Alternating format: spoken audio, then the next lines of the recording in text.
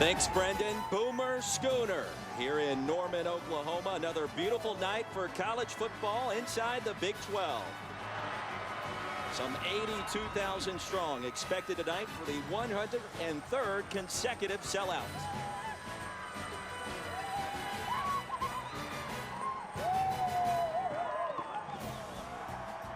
And here come the Sooners. Number 15, Oklahoma, and Iowa State getting set to tangle here in Norman. And hi, everybody. Glad you could join us alongside a former NFL and college quarterback, Jay Walker. I am Roy Philpott, and Jay, here inside the Big 12, as many as 4 different teams expected to make a run towards the college football playoff, including potentially the Sooners. And Oklahoma, one of 4 teams from the Big 12 Conference that are nationally ranked, but they're trying to get in the top 4 so they can qualify for the college football playoff. A conference that feels like they were snubbed a season ago. If Oklahoma can beat Baylor, beat TCU, and beat Oklahoma State, the Sooners have a really good chance at landing one of those valued 4 playoff spots. It'd be one of the best resumes in the country, and for Oklahoma, they've been playing a different brand of football these last 3 weeks since an October 10th loss to Texas, scoring over 60 points per game. They've been on fire. And it was a Texas game in which they were sacked 6 times. Since that game, they've really shored up their offensive line. They've got 2 freshman tackles that have grown up before our eyes. They've really started to muscle teams around. Added the running game for balance, so they're not only finessing passing, they have a power rushing attack. Right now, this Sooner offense is playing their best football of the season. Iowa State, of course, led by Paul Rhodes in his 7th season, in search of that upset. And a lot of times the Cyclones can be sneaky in games like this. And right now they want to be sneaky because they're coming in here with a lot of confidence after a fantastic performance versus Texas. When they shut out Texas and the offense put points on the board, they're trying to pull off the upset, something they haven't done in quite a long time. They've got the confidence factor needed to do it.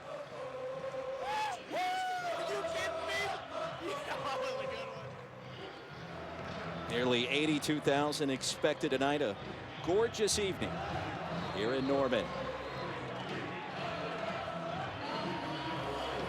Now, glad you could join us. Oklahoma won the coin toss and deferred. And the Cyclones back deep to receive this opening kickoff. And underway in Norman. It rolls through the back of the end zone for the touchback. 1st and 10 coming up for Iowa State. And JR, first look at Joel Lanning, making just his 2nd start overall and his 1st start on the road tonight. And how about Joel Lanning? Your 1st start comes against Texas at home. Then you go on the road to take on Oklahoma, one of the most physical defenses you'll face in the conference. But they like what he brings to the table with the ability to run the football. That's why they made the change to get the active mobile quarterback involved in the offense. Iowa State has been electric since he took over the starting quarterback position, going all the way back to the 2nd half of the Baylor game.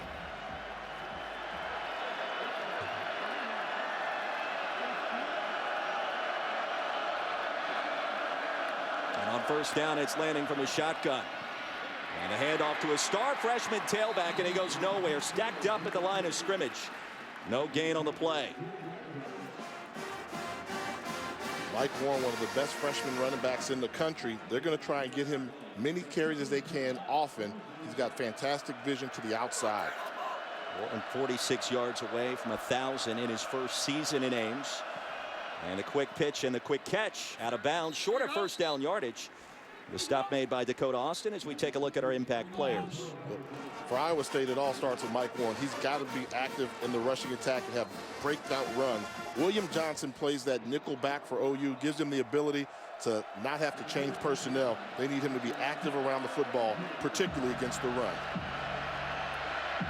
Cyclones 42% on 3rd down this season.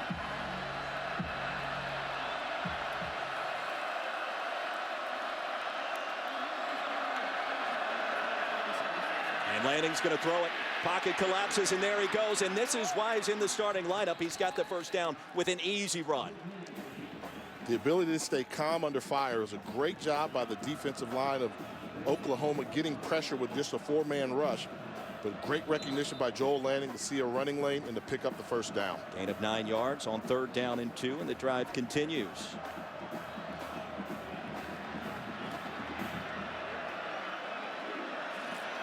Iowa State 3-5 coming in, but shut out Texas a week ago. Confusion on the handoff, and Lanning makes something out of nothing. A gain of 5 yards on first down. A stop made by Jordan Evans. Great football play there. Miscommunication between Lanning and Warner in the backfield. The quarterback shows poise, calls his own number, minimizes the negative effect, and ends up picking up positive yardage. Lanning, just a sophomore, took over the starting quarterback position after a change at offensive coordinator last week. The pump fake. And Lanning lassoed from behind, short of the first down. That was Charles Tapper, the co-defensive player of the week inside the Big 12. Tapper coming off a 3-sack performance in the game versus Kansas. Great recognition on the screen. Didn't fool anybody. No place to go with the football for Lanning. Jay, if you go back and watch the game against Texas by the Sooners, this is what UT did. Mobility at the quarterback position. Sometimes it can be enough. Will it be tonight?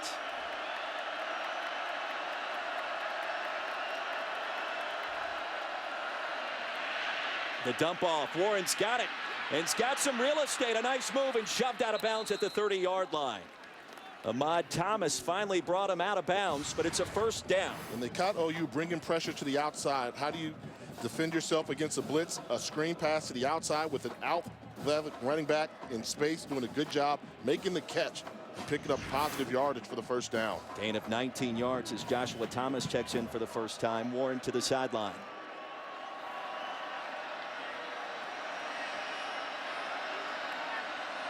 From the 32, opening possession of the ball game. Thomas the handoff, and a short pickup. Oklahoma so aggressive from a strong safety spot. That was Stephen Parker. And they're really trying to do run blitzes from the outside. Stephen Parker coming off the edge, great pressure, really trying to bottle in Mike Warren and close down those running lanes.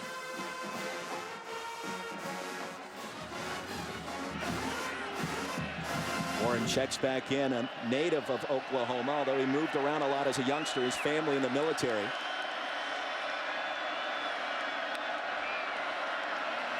Second down and long, backside pressure, he floats it deep.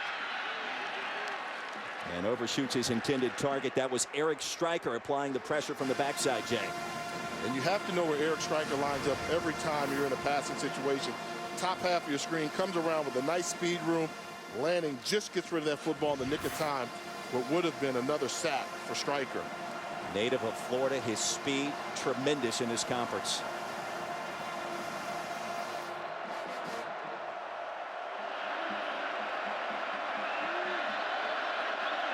Third down, 9 yards to go. And Lanning with time. Out in the flats, caught. Short of first down yardage, down to the 25-yard line. It's a gain of 7 brought down by Austin. That's the tight end, Ben Bosin, just his 4th catch of the year. Good protection by the offensive line, able to double team Stryker to keep him off of the quarterback. Thrown underneath the coverage, allowing the tight end to make a play. Just came up 3 yards short. The drive bogs down. And a 43-yard field goal attempt.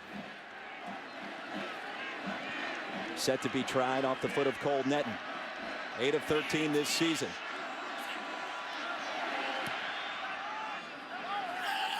And he splits the upright, so Iowa State strikes first. Paul Rhodes excited. And an optimistic opening possession for the underdog Cyclones.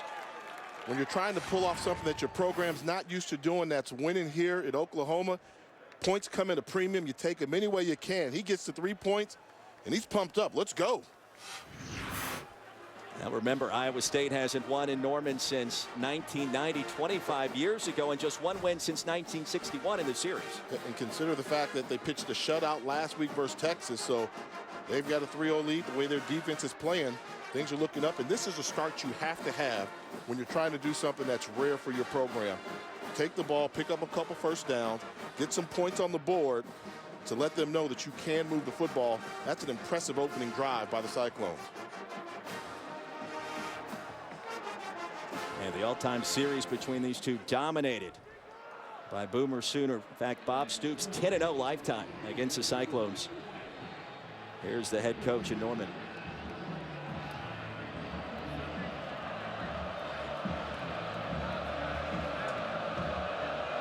Chris Francis on for the kickoff.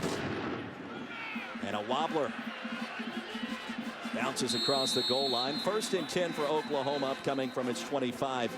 Baker Mayfield, the transfer from Texas Tech, the 2013 Big 12 Offensive Player of the Year for freshmen. And Mayfield has fantastic numbers. We'll take a look at his numbers. You see what he can do throwing the football. More athletic than you realize. And he's one of those guys, I think, in that second tier for the Heisman Trophy. You need to start knowing the name, Baker Mayfield. He's legit.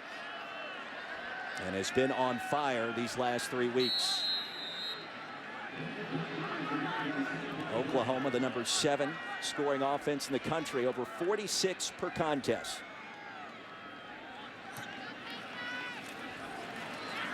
And a reverse. The flea flicker. Mayfield down the field. Wide open, and it's caught. Off to the races, and a touchdown for the Sooners. From 75 yards out, it's Dimitri Flowers, the tight end H-back.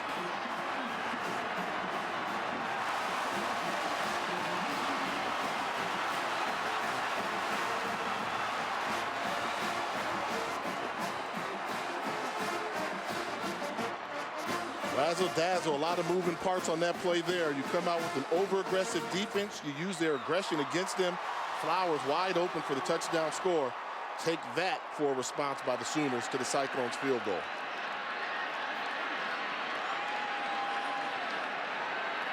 Austin Siebert on for the extra point, remains perfect this season, and our new score, Oklahoma, the 7-3 lead, nearly 5 minutes into the first quarter.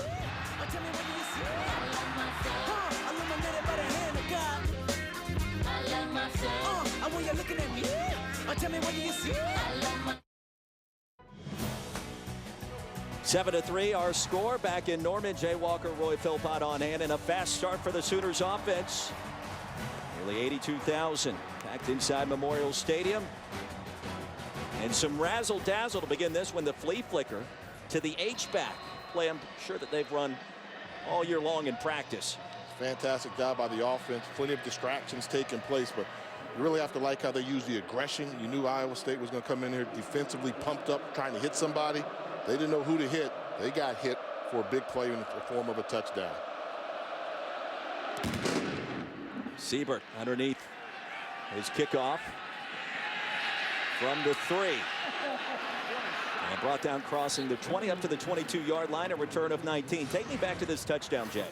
Don't look at all the distractions. What you need to follow is Dimitri Flowers here from his fullback H-back position. He's going to serve as if he's a blocker here, settle, then take off untouched up the sideline. If you look at all the distractions, you're going to lose sight of it. He's in the middle of the play. He's looking for somebody to block. No, he's a receiver. He's open, wide open. Great design by offensive coordinator Lincoln Riley to realize some of the tendencies of the Iowa State defense and to take advantage of it. Lincoln Riley, one of the young, innovative offensive coordinators in the country, came to Norman from East Carolina. After an impressive opening possession, here's Iowa State. Handoff Warren will push the pile ahead towards 4 yards. Brought down by Matt Romar. You see, since that loss to Texas, 60 points per contest. The offense found their rhythm, and I really am impressed with the fact that they've started to protect their quarterback. You can't do a long development play like they just did unless you're solid up front, and that's why the offensive production for Oklahoma is continuing to climb. Called Warren down 2 yards behind where he finished on the turf. And he gets the call again, stacked up after a short pickup. Well, Jay, you were really impressed with Iowa State's length on the offensive line. They're not big, and that's going to be something to watch in the trenches. When you have an offensive line where everybody's 6'6", 6'7", they've got long arms. So when you can get your arms on somebody and push them out the way, that running lane becomes even better and easier for the running back to identify. The vision of Mike Warren is great, but the height of the line for Iowa State really gives defenses problems if they can get their hands on you. 2 out of 3 on third down tonight. And this is where Lanning is dangerous as a runner. Buys some time across his body, a dangerous throw, and it's incomplete.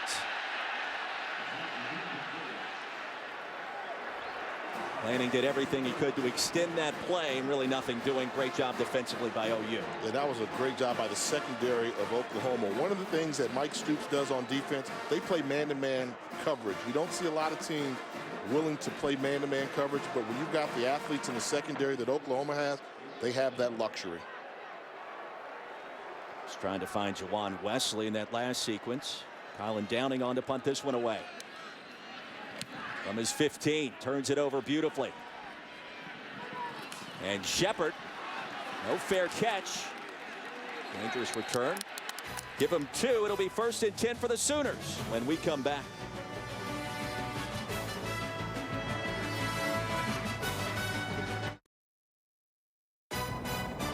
ESPNU College Football Primetime is brought to you by Angry Orchard Hard Cider. Explore the orchard. The legendary Billy Sims, also quarterback Jason White, 2 out of the 5 Heisman Trophy winners back in Norman. Jay Walker and Roy Philpott on hand. And speaking of the Heisman Trophy, Baker Mayfield's numbers through 8 games eerily similar to that of Jason White and also Sam Bradford. I mean, everybody knows Fournette's probably the leader right now, but watch out. There's a group of guys that are bundling up together. And I think Mayfield is one of those guys that should be mentioned in that category. Fantastic numbers. The touchdown interception ratio is phenomenal. 26 and 4. He's making good decisions with the football. Touchdown on a flea flicker just a few minutes ago. One play, 75 yards. Samaje Perine off to the races, and a 1st down carry, nets 15. Brought down by Willie Harvey. Oklahoma has a stable of running backs, and I think for this football game, Perine is going to be the guy that they go to. The power running. They want to try and establish control of the line of scrimmage. He's the power back in the backfield. 5'10", 230 pounds of man. A near side run. Perine keeps it alive, spins his way to another 1st down. Gain of 16 yards, and the Oklahoma offense on fire. Lincoln Riley said that's been one criticism this year, to try to find that rhythm early. They're doing it tonight. Yeah, they started off with the flea flicker because they wanted to get it going early, and now they can go to the power football game with Perine. The toss this time. And the Texas native bullies his way across the 35, brought down by Brian Peavy. And when you watch Perine, you see the numbers, but look at the frame. 5'10", 230 pounds, solid, but the ability to change directions in the open field. So he's not only a guy that can make you miss, but we know he thrives on contact. After a gain of 7, Oklahoma will slow down the tempo momentarily. Here's Sterling Shepard. Quick pitch and catch, short of 1st down yardage. Brian Mills the tackle. Shepard, a fiery competitor. Bob Stoops told us yesterday, all the years he's coached, this guy may be at the top of his list. Intensity. Just a guy that gets after it for the Sooners team.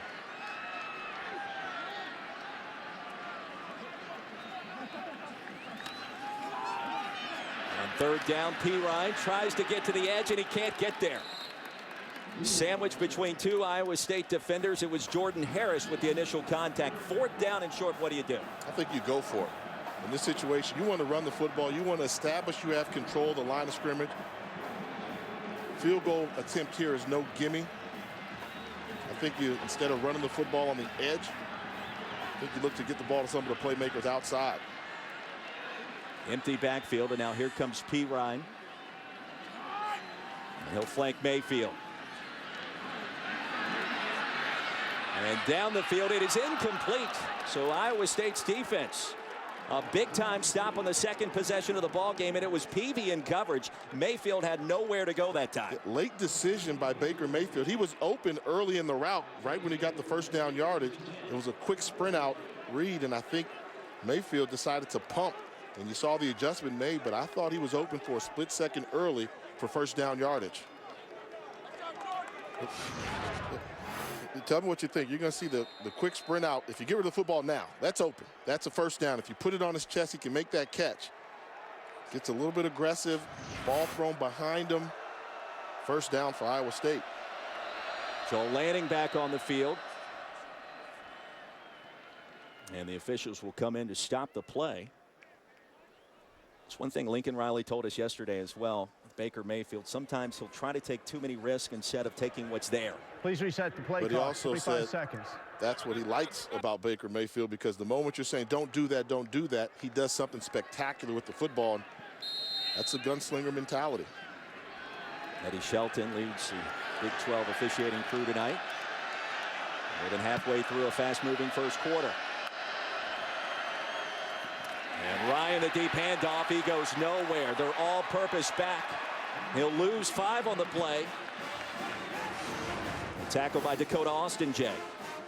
Coming from his cornerback position, great recognition, runs underneath the attempted block by Boson.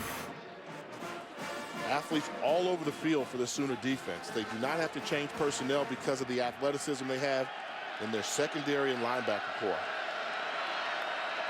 Joshua Thomas checks back in. Another freshman running back. Out in the flats looking for Ryan, and it's incomplete, and Lanning short-armed that one.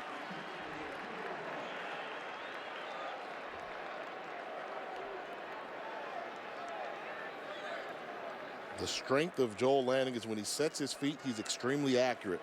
But when he throws off his back foot, the coaches said he loses accuracy by 10 to 15%. That's a throw you have to make on the college football level to a wide open receiver in the flat. Number 2 making his first road start, just his second start overall tonight.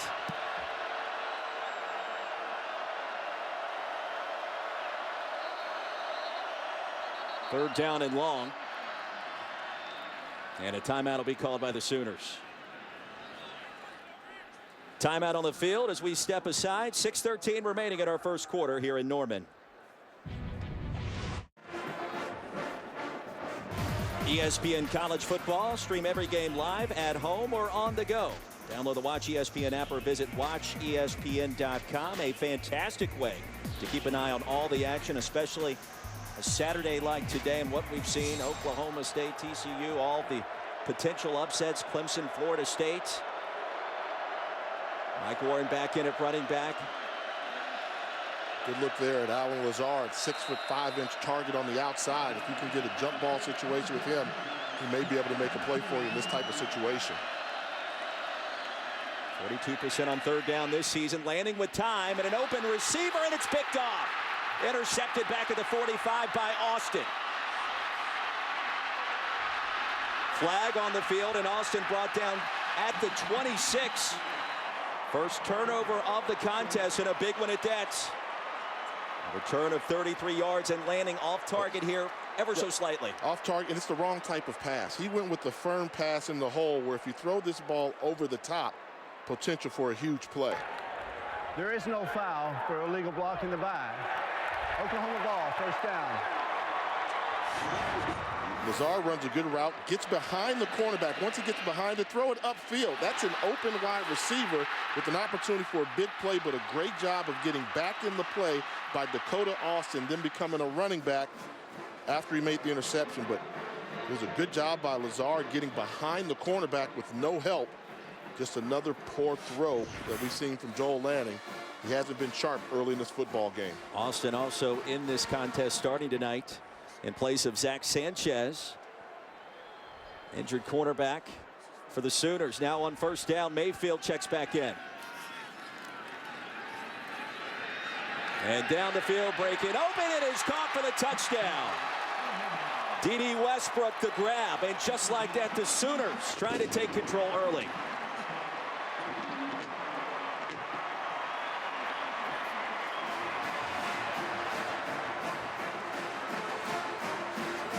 Simple post route by D.D. Westbrook, but Baker Mayfield all kinds of time in the pocket, able to go through his progressions and throw a strike for the touchdown. Second touchdown toss of the evening for Baker Mayfield. And Siebert's extra point is up. It is good. And our new score with 5:53 remaining in the first quarter, it's 14-3. Yeah, and the nice post route. Give him a wiggle at the top of the route, then separate from the defender. Ball thrown in stride. That's a perfect pass. And look at the pocket. Time to go through his progressions. Doesn't get touched on a ball thrown 20 yards down the field. He'll pick you apart. Oh, yeah. Big-time player, big-time personality, and the leader for this OU team. And that's the fist pump from a quarterback that's seeing the game slowly. He's in a zone right now, and this offense is continuing to improve on a weekly basis. The Sooners with an early statement against a team in Iowa State coming off its most impressive victory of the season. Just 1 week ago, Cyclones shut out Texas, a team that beat OU.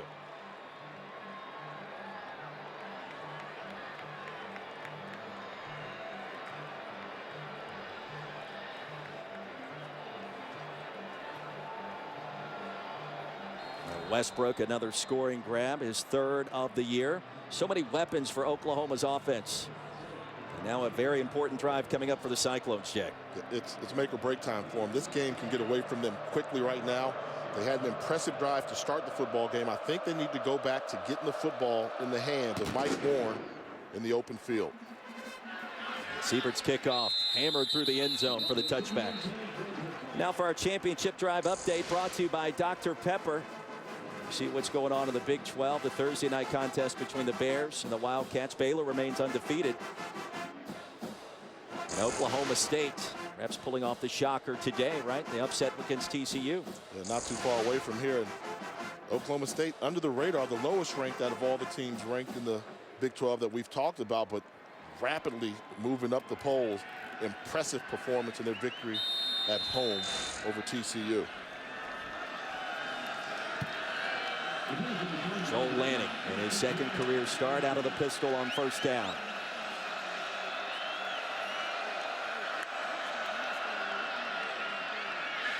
Ryan in motion and nowhere to run, a loss of 4 on the play. Mike Warren tackled in the backfield. Bond, the tackle for loss, a backup cornerback. You can see what the game plan is for Oklahoma defensively. The guys coming off the edge are going to force Warren to run in between the tackles. So if he's going to break a run, it's going to have to be on a cutback against the grain.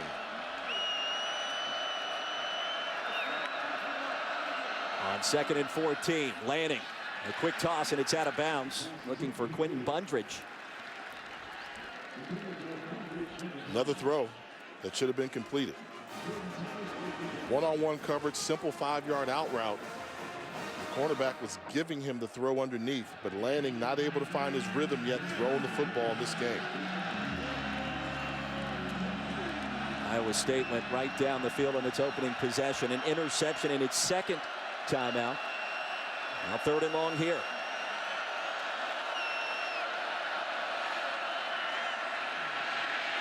Backside pressure, down he goes, Charles Tapper. His 4th sack of the season and a big one right there. The front 4 for Oklahoma is having their way with the offensive line for Iowa State. And this is just one-on-one, gets him in a bull rush, locates the quarterback for the big tackle. We mentioned earlier, Charles Tapper starting to play football at a very high level after 3 sacks last week, gets another sack here. And he's a guy that when you talk to the coaches, they said, we need big plays out of Tapper. And I think the senior from Baltimore, Maryland is responding well. Downing will punt this one away. Cannot turn it over this time.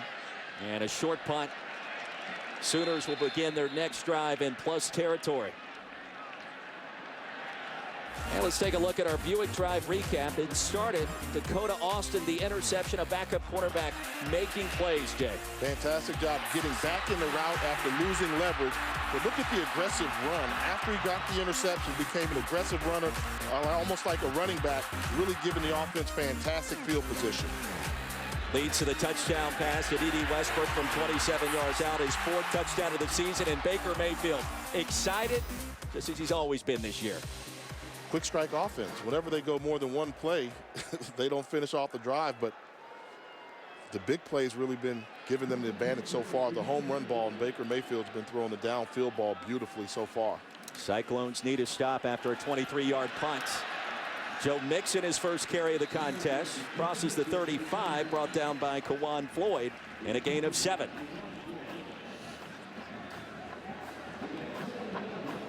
Mixon, a native of California, and here comes the tempo. Pressure off the edge.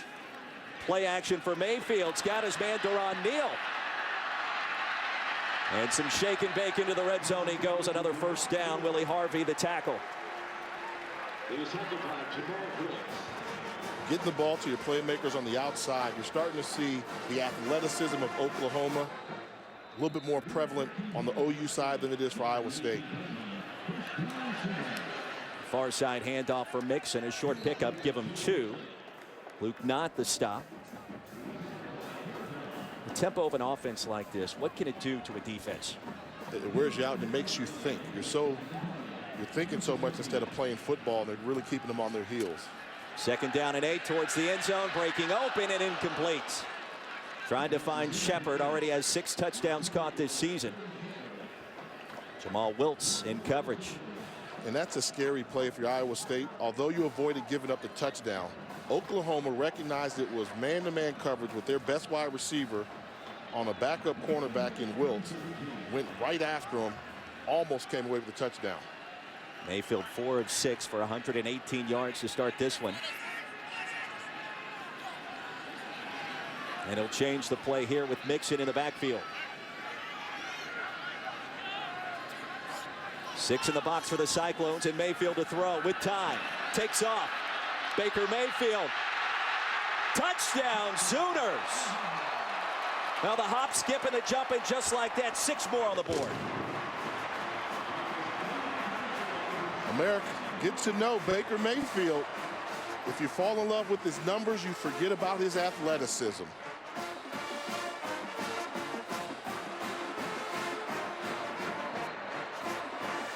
He's accounted for all 3 Oklahoma touchdowns tonight. 2 through the air, 1 on the ground. That last one from 17 yards out. And Siebert's extra point is good. 21-3 Sooners. And this is one where it's great coverage by the secondary, but Mayfield realizes there's a running lane. I can pick up the first down. That's too much room in the open field. Man-to-man coverage makes one guy miss and has the ability to finish off the run. Great decision. Right now, something's open on the right side. Takes off running, makes a guy miss, and that's a special football player.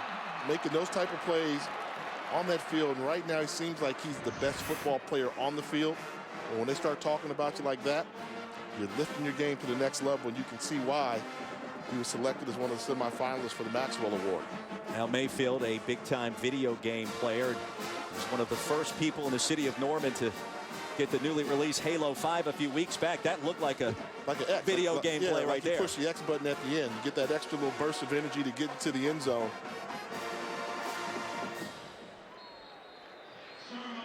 Now the Sooners in business. And Baker Mayfield, one of the big reasons why.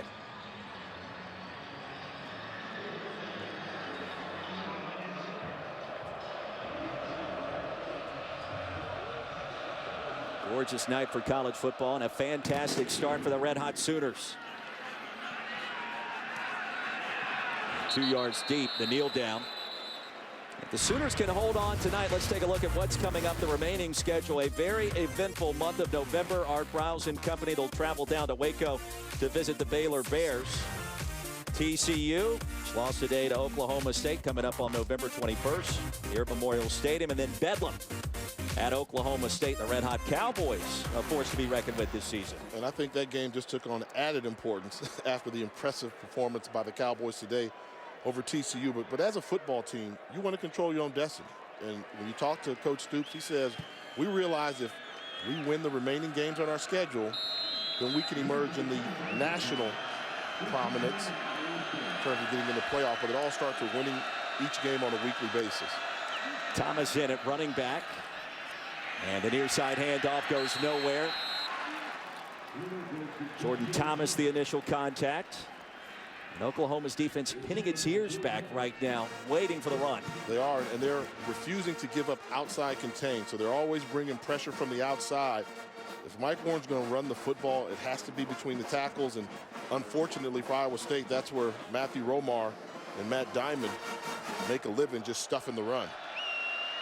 The Cyclones with just 42 yards of total offense so far. On second down, in and out of the hands. Wow. That's the tight end, Ben Boson. And Jordan Evans, the pressure. Another one of those throws where it's a wide open wide receiver. And you start to wonder, is the atmosphere a little bit too much for Joel Lanning right now? He had the home game against Texas. He doesn't look settled. And they're trying to call plays where they're not a complicated passing scheme, but he's continuing to miss open wide receivers. Cyclones 2 out of 6 on 3rd down, and a big one coming up right here.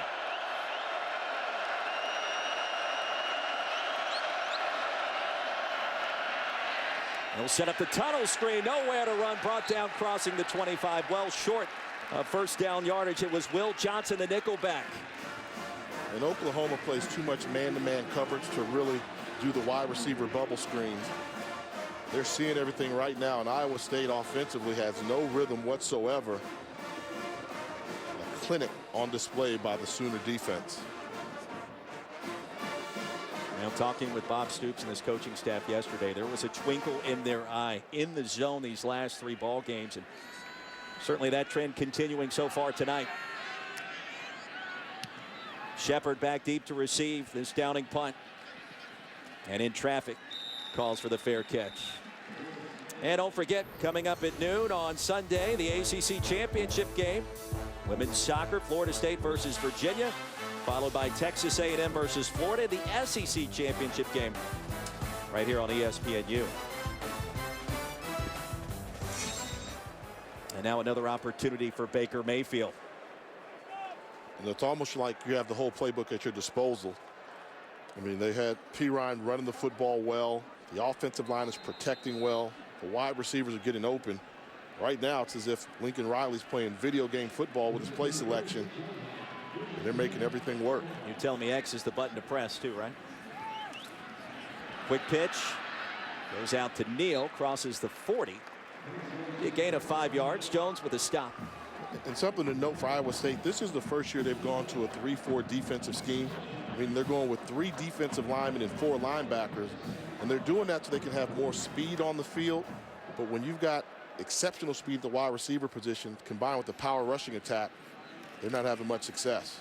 Sooners averaging almost 9 yards per carry. Close to a first down here. It was 2nd and 5. Jamal Wiltz with a tackle. So many different weapons, not only at wide receiver, quarterback, but in the backfield, Jay. And you just feel like with the way the offensive line for Oklahoma's playing, there's been no pressure on Baker Mayfield. The offensive line is controlling the line of scrimmage. Quarterback sneak, Mayfield. Only needed a couple of inches, and I believe he got there. Harvey brought him down finally with the initial surge.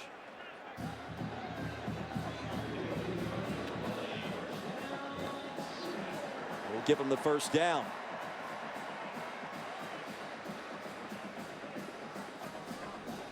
Mayfield in control, running Lincoln Riley's offense so far.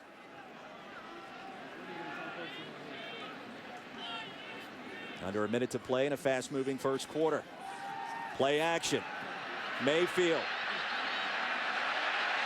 finally just tosses it out of bounds in a smart play for the junior quarterback. Once again, you saw the athleticism. Absolutely nothing there whatsoever. Iowa State did a good job of sniffing out the play. Not able to get the tackle for a loss because Mayfield able to escape, throw the ball away. You live to fight another down on 2nd down. You see the numbers on Mayfield.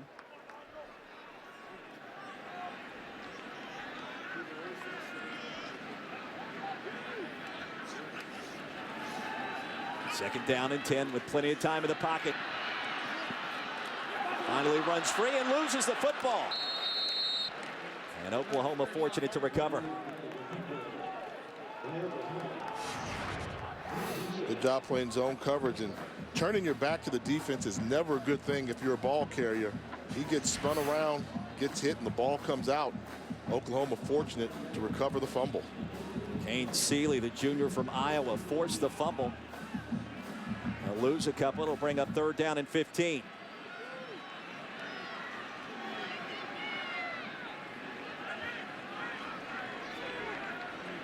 Time winding down. We'll see if the Sooners run one more play.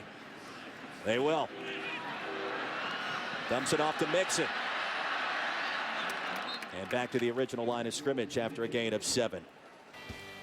Well, the end of the quarter. 21-3, our score.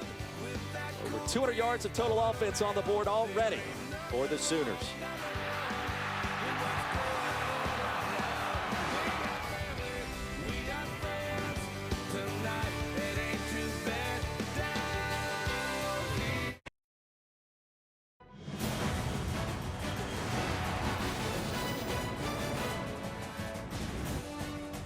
Twenty-one to 3. We begin the second quarter here in Norman. Jay Walker and Roy Philpott on a beautiful evening here in the Big 12 inside of Gaylord Family Oklahoma Memorial Stadium. Notice the Baker hats? I like that. It's got a nice little ring. Reminds me of back in '84 when they used to have the Heisman tie when they were promoting Ty Detmer. First punt of the contest for Oklahoma's Austin Siebert. And a fair catch at the 10. Punt of 42 yards. Speaking of Baker, how about his night so far? A highlight reel waiting to happen. On the opening play from the offensive possession, wide open wide receiver, but he stood in there to deliver the football. But he's doing a really good job of throwing the ball downfield deep in the secondary for Iowa State, taking advantage of the one-on-one matchups he's receiving. And I really like this. This is a dimension many people don't know about, the athleticism of Baker Mayfield. He's more than just a guy with the golden right arm. He has a set of legs as well. I still think the X was the spin move. I'm thinking that's the O with the jump. First and 10 for the Cyclones, deep in their own territory, this time from the 10. Pressure off the edge and a flag on the field. And this will cost Iowa State movement at the line.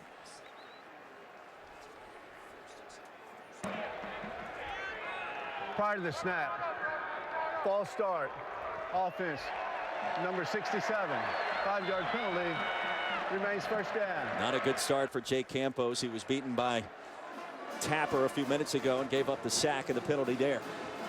Playing left tackle against talented Charles Tapper. Then they've got Eric Stryker on the other side. Left tackle position is very valuable. He's got to step up his game tonight. And we'll back him up 5, this time from the 5-yard line. Sooners with a 5-man front. And the inside handoff, Thomas. Get 2 of those penalty yards back with a stop by Matt Romar. And plenty of size up front for Oklahoma's defensive line. 282, 260, 291. And Stryker off the edge as Mike Warren checks back in after a brief hiatus.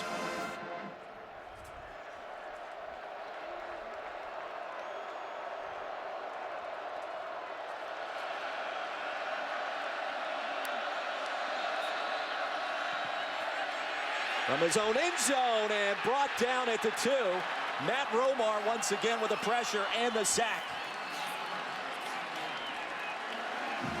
From the defensive tackle position, Romar 92 and Charles Walker 97. Bull rush up the middle, nowhere to go. And did you see the athleticism by Charles Walker to leap and leave his feet and make that one-arm sack? Almost rewarded with the safety, but it's the interior lineman for Oklahoma that allows him to do so many things that a typical college defense cannot. Stout on the inside. 3rd down and 19 from the 1, and here comes the crowd. And a timeout on the field as we step aside. 21-3 here at Norman.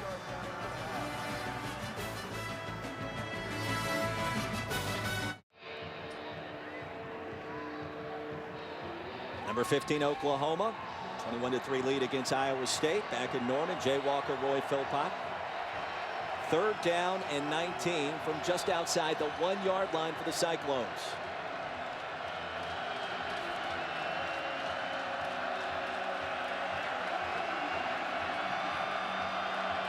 After 2 first downs on the opening possession, none since.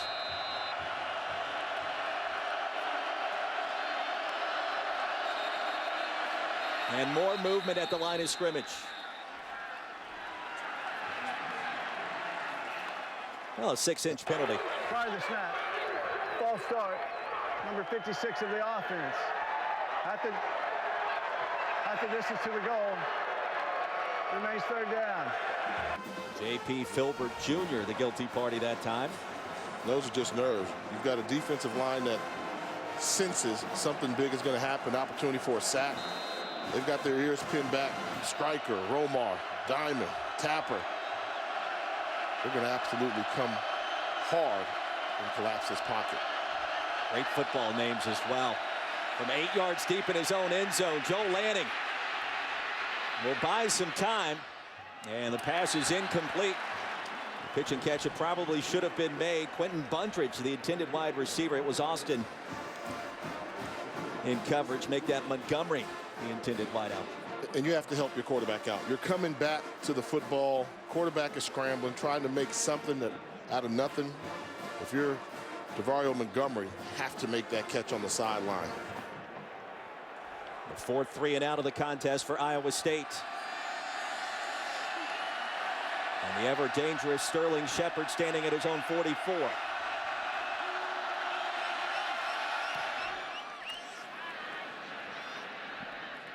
And a wobbler fielded by Shepard as he's ushered out at the 43-yard line.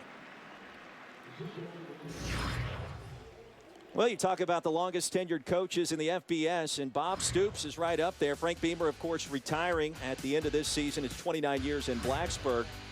Stoops, this is year 17, Jay, and tremendous success. Kirk Ferentz also equaling Bob Stoops, head coach at Iowa. The Hawkeyes remain undefeated today. And Stoops 10-0 versus the Cyclones as the head coach here at OU. The majority of those wins have been dominant. 17 years.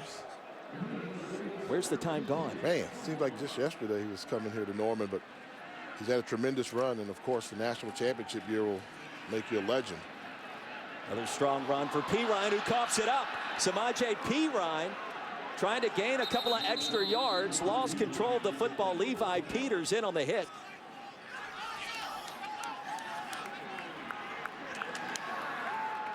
And a first down for Iowa State, so a much-needed turnover right there for the Cyclones defense, and a rare fumble by Perine. Swarming to the football. That's the advantage when you have the 4 linebackers in the game. You have to tackle by committee, and towards the end, the ball comes loose. It's a great play by Regan Northrup, number 9, White, to recover. Ball comes out, becomes a foot race, and Iowa State with the much-needed turnover to get the football back for the offense. Now, Peters had a big game last week in the shutout against Texas. And ripped it away right before Perine could hit the turf. That's not easy to do against a big physical back like that. Solidly built. The previous play of a fumble is under further review. So they'll take it up to the booth, and Jack McDonald, the replay official tonight. And remember, to overturn the call on the field, it has to be indisputable video evidence. In this case, they're going to be looking at, was the knee down? I'm sure the ball clearly comes out, but was the knee down? It was ruled a fumble on the field, and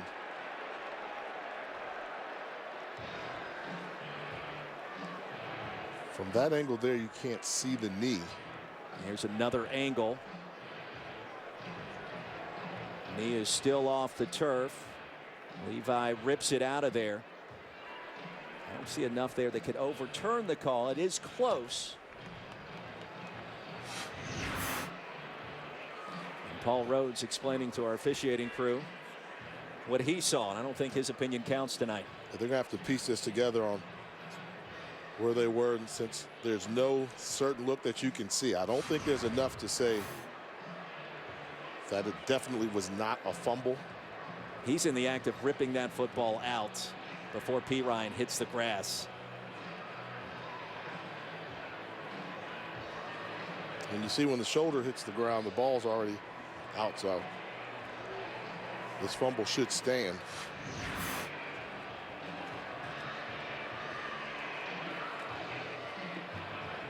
Well, Bob Stoops talking things over. His Oklahoma offense has fumbled it now 8 times this year.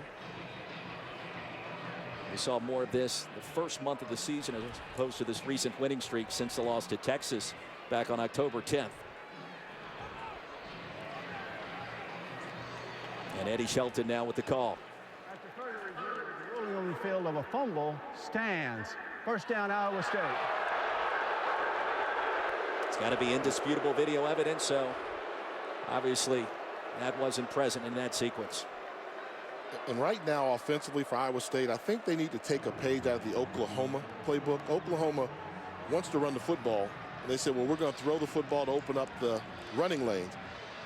Iowa State's been trying to run the football. Oklahoma is not allowing them to do that. Time for them to throw the football, get the ball to some of these tall wide receivers so you can open up the running lanes for your freshman running back. Wideouts, especially Alan Lazard, standing in at nearly 6'6". Handoff Warren, nowhere to run, stacked up and driven backwards. No gain on the play. Dominique Alexander, the hit. They're staying in the box, and they're not winning the battle, taking on the defensive tackles for Oklahoma. So I think you just have to throw the football, even if you go bubble screens to your wide receiver to force them to run sideline to sideline to open up the running lanes. Landing to throw, down the field, floats it. And a pass is caught at the 30-yard line. Alan Lazard, we talked about him a few minutes ago, the 6'6" frame in play there. He can be a difference maker. A difference from last season when he was a great freshman to his sophomore year. He's coming down with more of these footballs in jump ball situations. They're calling his number more. Leading receiver for the Cyclones, and that's a huge catch. Gain of 29 yards. Warren the handoff. And dances his way for a couple, brought down by Eric Stryker. Warren leads all FBS freshman running backs in rushing yards and yards per carry this season.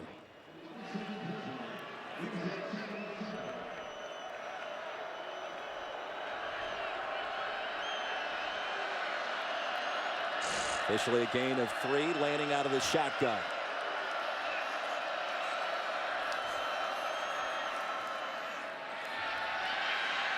Off of play action and incomplete.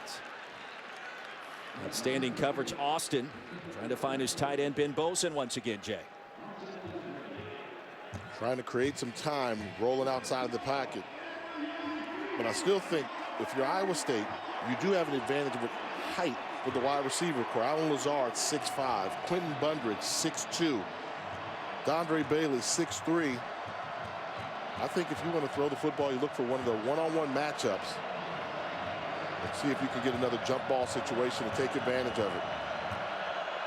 2 out of 8 on third down tonight. They need 7 here to keep the drive alive from inside the 30. Lanning fires a dart, end zone, and it's incomplete. Looking for Daly, and it was Stephen Parker in coverage. And the quarterback that's in a rhythm, this is a touchdown, but we know that Lanning has struggled a little bit. Just missed by about a yard off the target. Like to see Daly maybe come back and leave his feet for that ball, but the overthrow ends up being just a long incompletion. But you saw Daly once again, an Iowa State wide receiver, able to get behind the secondary of Oklahoma. Netting on for the 45-yard field goal attempt in the middle of the field, and some confusion for the Cyclones. A timeout will be used. And with one on the field, we'll step aside. 21-3 here in Norman.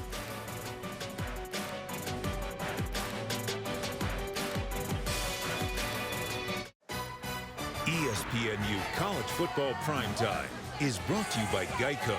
15 minutes could save you 15% or more on car insurance. Back in Norman, and during that last timeout, some frustration being displayed by the Cyclones offensive line. That's Wendell Tayese, shoved into the starting lineup tonight after the injury to Daniel Burton, the original starting right guard, and something that can rear its ugly head, trailing 21-3.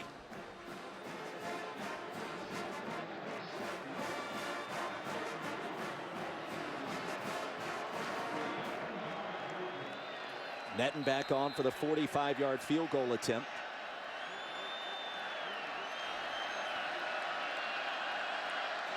One for one tonight. His long on the season, 47. The high snap brought in beautifully, and the field goal splits the uprights. 21-6 our new score. 11:35 remaining in our first half, and you see the last 6 drives after a fairly successful opening possession, Jay. Nothing really doing until then. Yeah. Well, celebrating its 11th year sponsoring the Good Hands Field Goal Nets, Allstate makes contributions to participating universities' general scholarship funds for each field goal and extra point kick. To date, Allstate has contributed millions in scholarship funds. You got this kind of bickering going on the same team. That could be an issue. I mean, tension's riding high, and this is a team that's coming off an historic victory last week. It's been a different story here tonight. You know, you like the effort, you want the intensity to be there, but you're talking about two fifth-year seniors that have been around the program. Let's hope they can just put that behind them and focus on the job at hand. And meanwhile, field goals really not going to get the job done tonight against one of the top offenses in the country that's in the zone the last 3 games. Oklahoma's on fire throwing the football, an offense that's averaging 45 points a game, and they're looking to improve upon that. Talk about clicking at the right time of year. This Oklahoma Sooner offense is coming up to the meat of their schedule, and they're playing football at a very high level.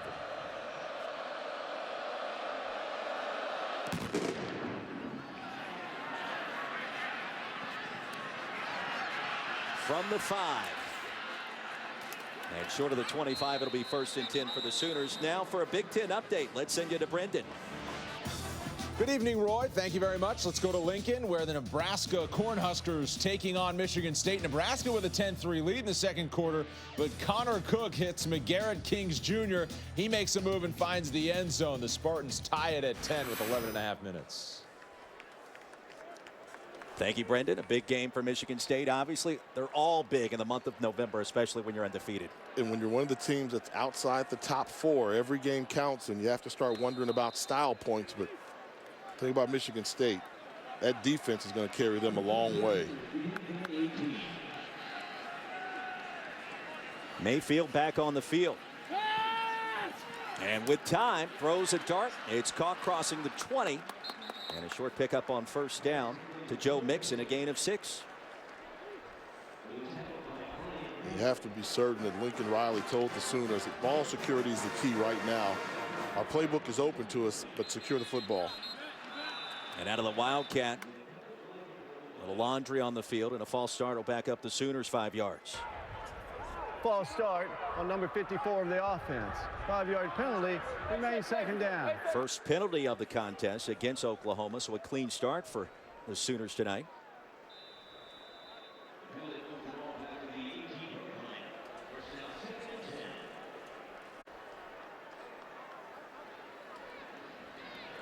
Casatati, the guilty party. And on 2nd and long, Mayfield thought about it. And that will lose yards. Ushered out of bounds short of the 20-yard line. J.D. Waggoner. Redshirt sophomore from right down the road in Dallas. Good recognition by the Cyclone defense, not fooled by the misdirection, forcing Mayfield to eat it. No place to go with the football. It's a big play for Iowa State. 2nd tackle for loss this season for Waggoner. Big 3rd down coming up. Iowa State in search of another stop. Sooners need 12. Crossing pattern. Needed to get close to the 28. And Sterling Shepard's going to get there. A nice pitch and catch and a great run. And the awareness by Sterling Shepard. They realized that he was going to have to catch the ball short and run for the yardage of the 1st down. Going to come all the way across the formation. Accurate throw to hit him in stride. And look at him, look at the sideline. He knows the awareness and stretches to pick up yardage to almost get the 1st down. It's close. 2nd catch of the ball game, and it looks like he's going to come up just short.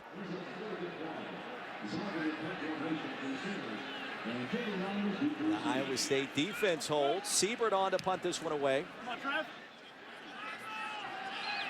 And a fair catch made at the 33, a punt of 39.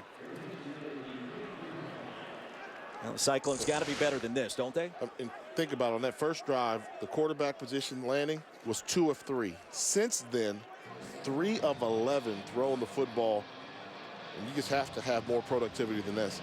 Scoring field goals is okay, but there are too many punts in between, and you just don't have the feeling that Iowa State has found their rhythm offensively of what they're going to do to attack the Sooners. I still think it comes back to them throwing the football and the wide receiver core making some big plays for a quarterback that does not have his accuracy yet in this ball game. So here comes Joel Lanning, 5 of 14 in the passing department, just 63 yards to start this one tonight. Cyclones need some points on this possession. Under 10 to play in the first half. Pocket collapses. Lanning gets rid of it. And a short gain on first down. Actually will net 5.5 yards. Ahmad Thomas in coverage. One thing I've noticed about Oklahoma, they probably play more man coverage than 95% of the teams out there in America.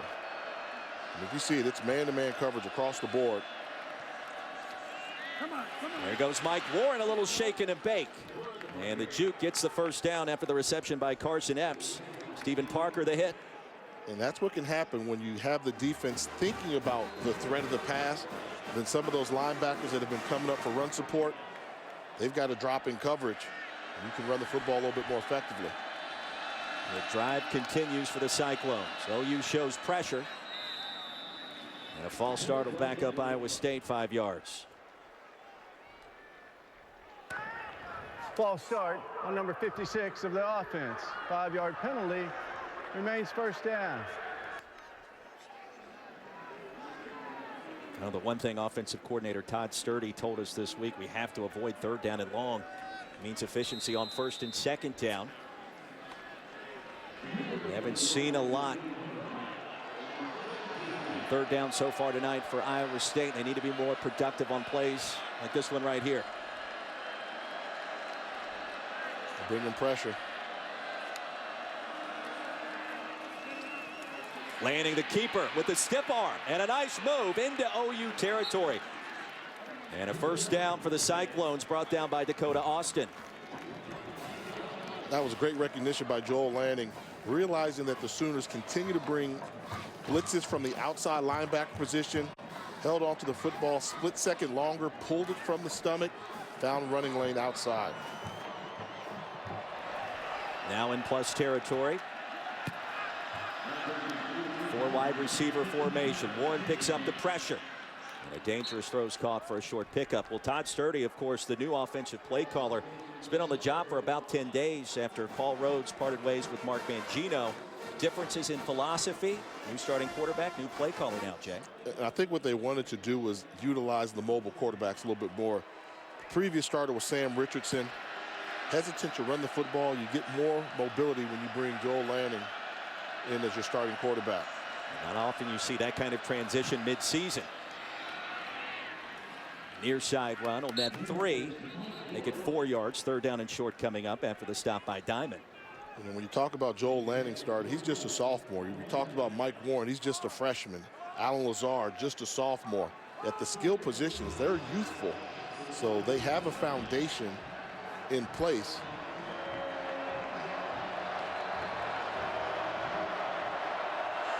Big play right here for the Cyclones. 3rd down and 1. Play action. And the pass bobbled. Lazard, the intended target, couldn't bring it in. And Will Johnson had a chance to maybe take that one the other way. Yeah, this is great recognition. Trying to run a bubble screen, balls hanging in the air and almost intercepted. Good job changing direction, but not able to come up with the turnover. All right, 4th and short. You got to go for it where you are on the field right now, right? I think so. You're too far out for a field goal. This is where you draw up your best running play. Maybe move the tight end across the formation to seal the edge. Trailing by 15. Handoff. Needed to cross the 35, get down to the 34. And I don't think he got there. It was Charles Walker. And the OU defense stands tall. The defensive tackles have really dominated this game, and on 4th down, they come up huge. 21-6, 1st and 10 for the Sooners when we come back.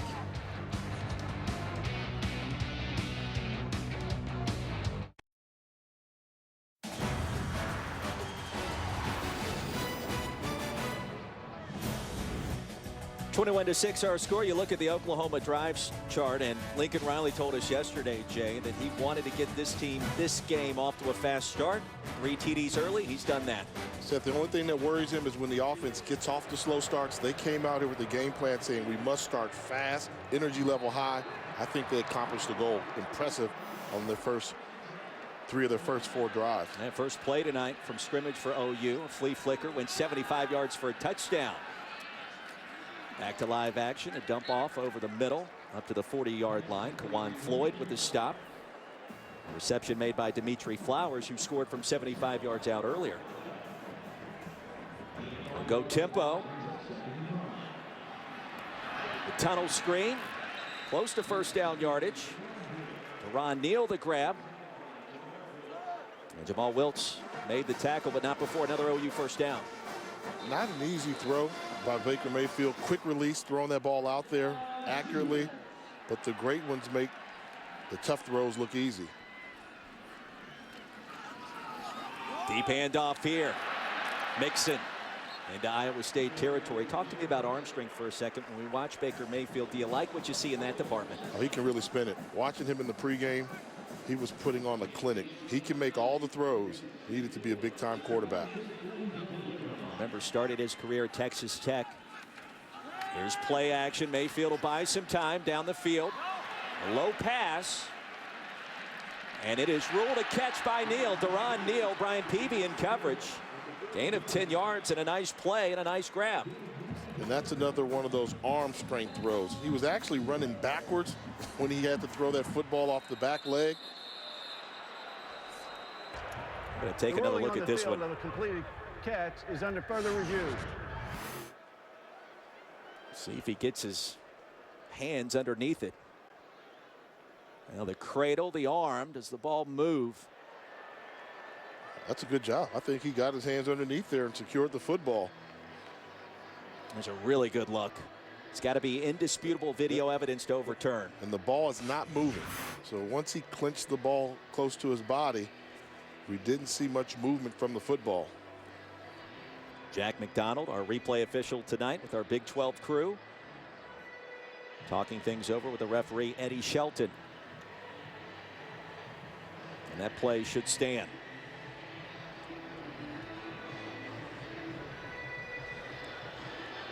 After further review, the ruling on the field is confirmed. First down, Oklahoma. So a gain of 10 yards and a nice throw, Jay. Now, this is nothing that's going to show up in the stat sheet impressive, but watch him as he escapes. He's running backwards, cannot step into the throw, but has the arm strength to throw it 20 yards downfield while he's running away from pressure. That's how you know that arm strength is not a question with Baker Mayfield. And coming from a former quarterback, you would know, and certainly on display there. 32nd catch of the season for Deron Neal in his 4th tonight. 4 wide, Mayfield steps up in the pocket. Keeps the play alive to the edge and sent out of bounds at the 35. Regan Northrup finally able to bring him down. Another quality pickup on first down. Give him 6 on the play. 2nd down and 4 coming up. Here comes more tempo from the Sooners.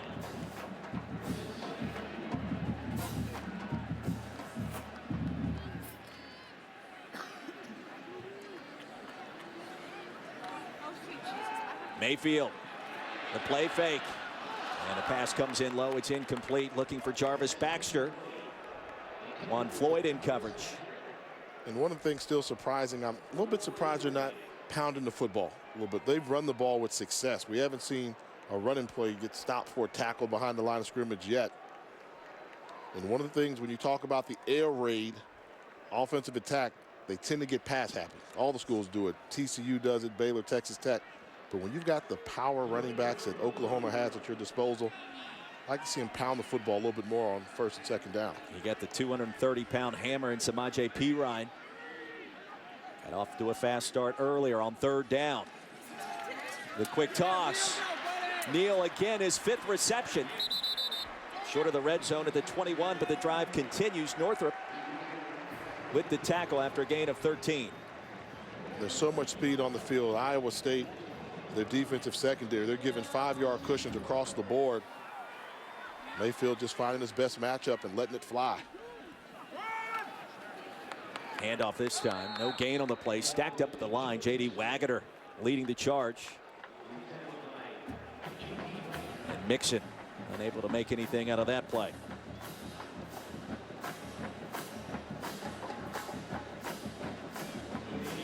Now Baker Mayfield bringing the swagger back to this Oklahoma offense. Looking for a big play here. His team up by 15. Now under 5 to play in the first half with time. Towards the end zone, back corner and incomplete. Looking for the flag. Wilt's in coverage. And trying to find his big wideout Mark Andrews. Seemed like Jamal Wiltz did a pretty good job trying to run him off. There's some contact, but not enough to warrant a flag. Yeah, good no call that time.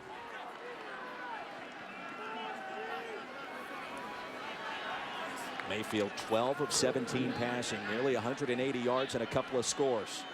Take a look at Sterling Shepard in the slot right there on the hash mark. Most dangerous man on the field right now. And a timeout called by the Sooners. Timeout. Oklahoma. One remaining, Second 4:53 to go here in our first half.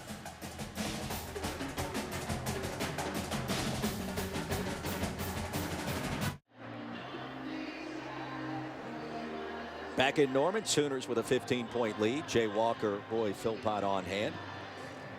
Big 12 action here on ESPNU. Glad you could join us in a fast start for the Sooners tonight in search of that 8th win of the season in Oklahoma. An impressive November's got a chance to make some noise, and you see Bob Stoops' his record at home, 94-8. Dominant. 3rd down and 10, under 5 to play in the first half. And the Cyclones showing pressure.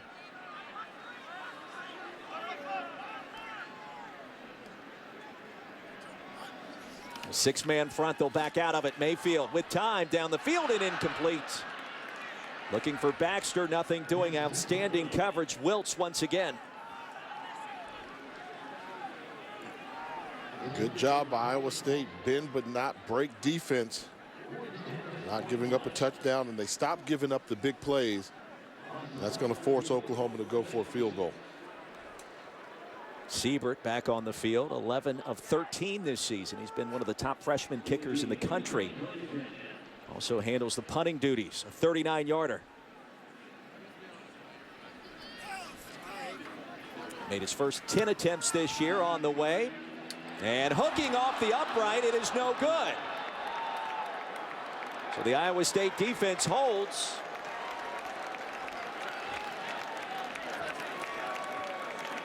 And Siebert a bit unlucky on that sequence.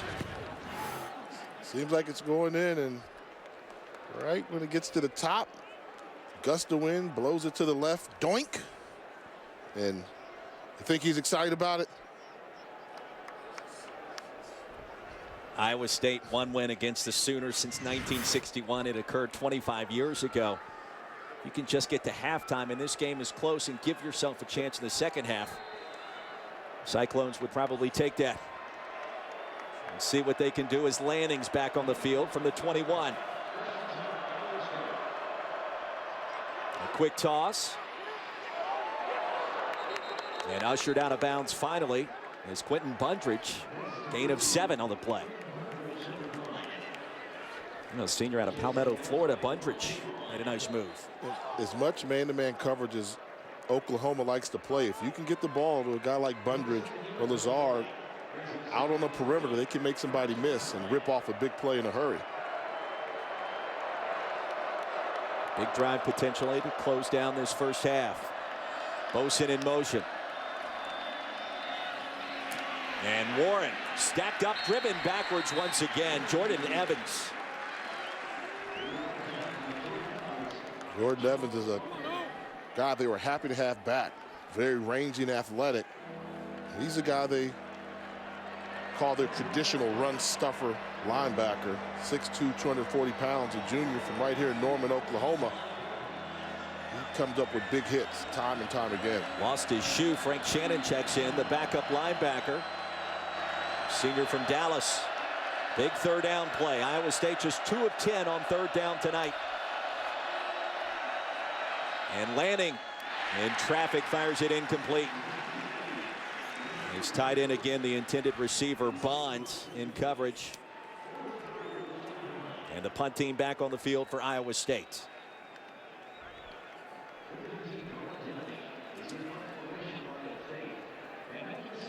The fifth 3 and out of this first half for the Cyclones offense.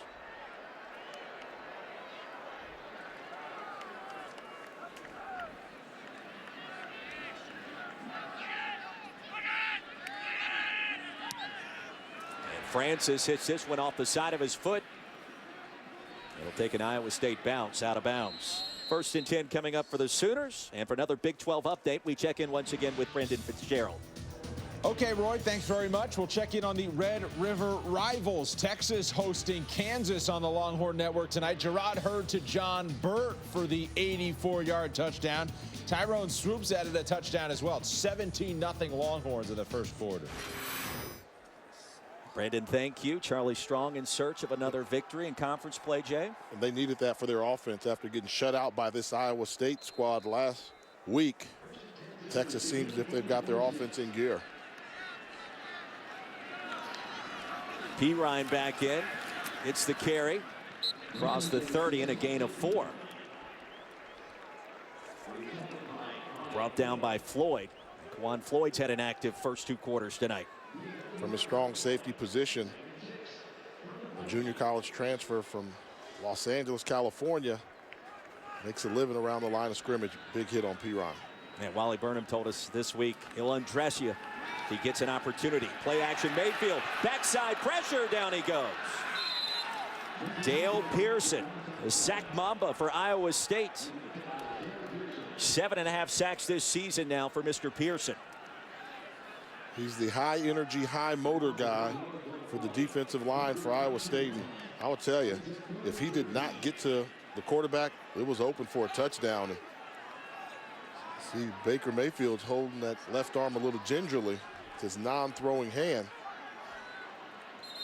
Check on that. 3rd down and 14. Penalty flag on the field. False start on number 75 of the offense. 5-yard penalty. Drew Samia. Remains 3rd down. The guilty party will cost him 5. Watch Mayfield's hand here. Right there, maybe took a helmet to the, see the elbow, the wrist. But fortunately for Oklahoma, it's the non-throwing arm, but just hope it's just a little stinger. And the loss all the way back. The 17-yard line on 3rd down. Mayfield, plenty of time, surveys. And throws a missile out of bounds. It is incomplete. Trying to find Westbrook. Tribune in coverage, the best cover corner for the Cyclones defense. That'll force another Oklahoma punt. So Iowa State starting to build some momentum here. They've stopped giving up the deep ball, and that's really been their Achilles heel. Oklahoma in the first quarter was gouging them for huge chunks of yardage on big plays down the field. Iowa State has found a way to keep the receivers in front of them and slow down the Sooner offense. Siebert back on to punt. And brought down at the 47-yard line. Cyclones will have good field position as we check in once again with Brendan Fitzgerald. Thanks, Roy. Coming up at halftime, Charles Arbuckle joins me. We talk about Oklahoma State looking mighty impressive in their big win against TCU. Speaking of big wins, Clemson over Florida State, highlights of that as well. And Arkansas, wait until you see how the Razorbacks took down Ole Miss. See you in a few minutes. Big time win for Brett Bielema. You talk about big wins. Oklahoma State. What happened to Trevon Boykin tonight? That time of year where the national televised game, spotlights on, and going on the road and winning at Stillman's tough. You knew it was going to be a shootout, and the offense didn't come up with the productivity needed to win that football game. Mayfield being tended to on the sidelines. On 1st down, Lanning. Flush from the pocket. Floats it downfield, and it is caught. Inside the 35-yard line, shoved out of bounds. Quentin Bundridge the reception, and a gain of 19 yards and a first down. And that's what you can do versus man-to-man coverage. When their back is turned to the quarterback, buy a little time on the outside and throw it up high. Here comes the tempo. Play action again. Pass incomplete. Drop. Tell me what you see right here with another jump ball. When you have a tall wide receiver core, use them. Put the ball up in the air where they can make plays and elevate and come down with it. And Quentin Bundridge is a fifth-year senior with speed and size. So what you don't want to do with tall wide receivers is throw it low. And the wide receiver core that averages 6'3", keep the ball high, one-on-one, jump ball, see if they can come down with it and help out a struggling quarterback. Maybe Lanning also starting to find a little bit of a rhythm here. On second down, pass is high, incomplete. We spoke too soon. Bundridge again with Ahmad Thomas in coverage. And that's the window. I mean, that's the window. You have to make that throw. And we've seen Baker Mayfield make those throws on a pretty consistent basis. But if you're going to squeeze that ball in there against an active secondary, you have to improve your accuracy, and that's the throw you have to make in order to get the respect of the defense. 1:25 remaining in the first half. Oklahoma off to the fast start. Iowa State with a score here can get right back in it. The Cyclones hanging around. Big third down here. All day to throw. Lanning, backside pressure finally arrives into the end zone. It is incomplete. Jordan Wade able to get to Lanning at the last possible second. And fourth down coming up, and perhaps decision time now for Paul Rhodes, who's 0 for 1 on fourth down tonight. Timeout, Iowa State. Trying to find his receiver, Jawan Wesley. Timeout on the field as we step aside. Sooners by 15.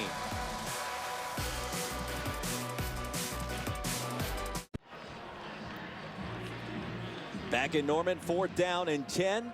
1:19 to play in our first half, and a field goal attempt coming up for the Cyclones. Jay Walker, Roy Philpott here with you inside of Memorial Stadium. A 51-yard attempt for Cole Netton, who's got a strong leg, as long this season at 47. And with plenty of distance, Netton is true. The third field goal of the first half, and Iowa State hanging around here in Norman. And I think that's the key. They're just hanging around. Oklahoma has not put them away here in the first half, and for Iowa State, has to be a little moral victory to be within striking range at halftime, a team you haven't beaten in 20-plus years. Now you talk about the Big 12 race and so many teams in contention. 31-24 Baylor won back on Thursday, and the upset of the day, perhaps Oklahoma State by 20 over Trevon Boykin and TCU. Nobody saw that coming. You see what UT's doing to Texas so far, and West Virginia holds on against Texas Tech. But a big story, the Cowboys. Oklahoma State made the top 25, and they're continuing to climb. And you have to think they're going to be a top 10 ball club after that impressive victory. And I think we started off the broadcast talking about the fact that in the Big 12, it's all going to be decided on the field. All these teams are going to play each other. Oklahoma has to take on Baylor. They still have to play TCU. So it's going to be a very interesting finish in the conference. Well, the big question is what happens if you have a conference champion that has one loss again, like what we saw last year. And TCU and Baylor left on the outside looking in.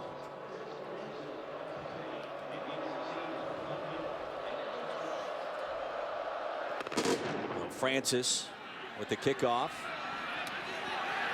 Fielded inside the 1. A little stutter step, nowhere to run, and brought down short of the 15-yard line. You want to talk about playing it out on the field, the gauntlet. Look at the schedules. Baylor, TCU, Oklahoma State, and these Sooners. And here's how you know it's big. You can't circle just one game and say this is going to be the one that's going to determine it. Normally this time of year you're thinking, hey, one game's going to be the one, but why don't we do this? That's the gauntlet. That's going to determine. The whole gauntlet's going to be determined there. But November 28th will be special for Oklahoma and Oklahoma State. Bedlam. No better rivalry in college football today. Mayfield back on the field. Good news for Sooners fans after his hand was tended to a few minutes ago. A quick toss. Caught at the 15 and a short pickup. Give them 2. And you really have to give credit to Iowa State. I mean, they are, whatever they're doing defensively, the pre-snap read from Baker Mayfield is forcing them to throw the football quick. And they're getting rid of the ball. And they're coming up and tackling at the line of scrimmage. They've really stopped giving up the big play. Trips to the top of the screen. Handoff P. Ryan dances his way across the 20. Fumbled earlier in this quarter up to the 21 and brought down by Willie Harvey after a gain of 4. You're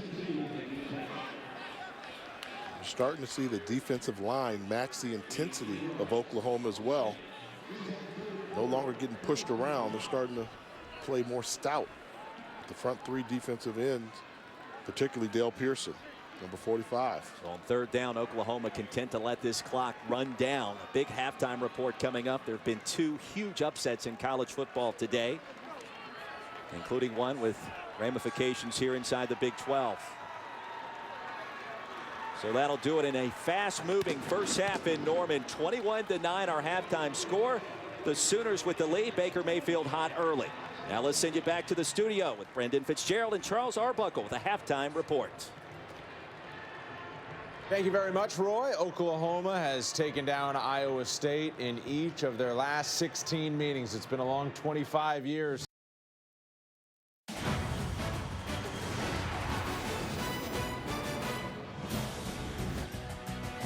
Back in Norman, our halftime score 21-9. Second half kickoff coming up moments from now. The razzle dazzle to start this one. The flea flicker. The early touchdown for the Sooners. And hi, everybody. Once again, Roy Philpott and Jay Walker on hand. We saw the razzle dazzle offensively, but the defense was dominant in the first 2 quarters, Jay. They've done a fantastic job of keeping Iowa State guessing in their coverages, in their penetration. It's been a real tough first half for Iowa State to get it going offensively. And they've done it a number of ways. You see right away establishing and not letting any outside perimeter runs. This defense is playing well. That's their 11th interception in the last 6 games. And the defensive line, I think, has really been the key. Constant control of the line of scrimmage, getting pressure on the quarterback, making it very tough for Joel Lanning. And I think coming in, they had a key. They were not going to allow the freshman sensation, Mike Warren, to run the football. They absolutely stuffed the run game for Iowa State. Dominating performance by the defensive line, and they've managed to keep the Cyclones out of the end zone. Just 136 total yards for the Cyclones in the first half. 17 on the ground for Mike Warren, who was just 46 away from reaching 1,000 coming into tonight. It all starts with the big guys on the inside, and what a luxury that Mike Stoops and the defensive coordinator have when they can just sick the dogs after them and stop the run with just 4 defensive linemen. Well, with all that being said, we still have a ball game, 21-9, plenty of time left. See if the Oklahoma offense heats up again. From the 2, and the near side run brought down at the 20. As we take a look at tonight's first half stats, brought to you by Pennzoil. Baker Mayfield, a fast start. You see 181 passing yards on the board, a couple of scores. Joel Lanning, his counterpart, trying to find some kind of rhythm. Hasn't happened just yet. And don't forget about Iowa State, 2-15 when rushing for 100 yards or less. Tonight, just 36, Jay. It's been tough, and I think if you're Lincoln Riley, the offensive coordinator for Oklahoma, you reset your game plan that you had coming into the game in the second half. Quick start. We saw Baker Mayfield slow down a little bit offensively. They need to reestablish that high energy level on offense. 4 wide receivers set. P. Ryan in the backfield. Mayfield, happy feet, and down he goes at the 15-yard line. He'll lose 6 on the play. And the Cyclones defense led by Jordan Harris with a sack. A fast start here in the 3rd quarter. Good job by the secondary. No place for Baker Mayfield to go with the football. All the red jerseys were covered. They're continuing to play great secondary defense, forcing Mayfield to throw short. Pressure off the edge, handoff P. Ryan, far side. And sandwiched after he gained 2. It was Jordan Harris once again. Do you get the sense of urgency, the energy level for Iowa State's really picked up on defense? To start off the game, they were shocked, and then instead of absorbing the blow, they started to deliver the blow towards the latter part of the first half. A big 3rd down coming up. 13 to go for the Sooners.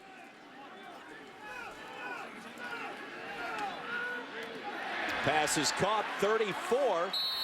And sent out of bounds crossing the 35-yard line. D.D. Westbrook in a gain of 18. The drive continues. Great job schematically getting one-on-one with D.D. Westbrook versus the safety, Juan Floyd, in open space. Sooners were shut out in that second quarter after a fast 21 in the first. Perine again the ball carrier. And he'll gain 4. It'll make it 2nd and 6.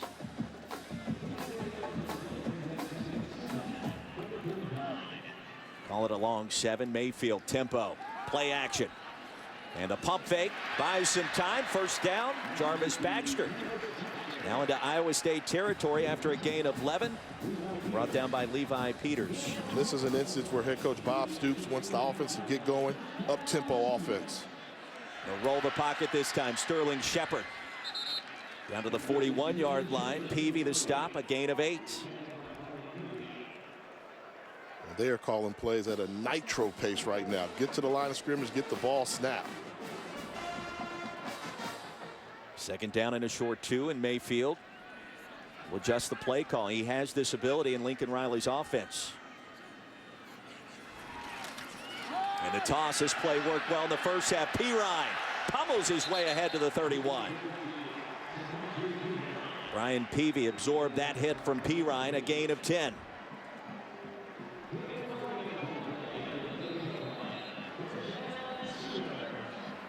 And welcome to Big 12 football. More tempo for the Sooners. Mayfield, Neal, another first down in the red zone this time. So Jay, we see Oklahoma score on the first possession of the first half with a flea flicker, trying to do the same thing here to start the third. And they found a good rhythm throwing the football with the intermediate passes. Tunnel screen, Neal. Brought down by Peavy after a short pickup. And Oklahoma gets it going. This fast break tempo is phenomenal. And it's all predicated off of Sterling Shepard. What is the defense going to do to him? And then they can make whatever calls they want for their adjustment. Iowa State shut out Texas a week ago.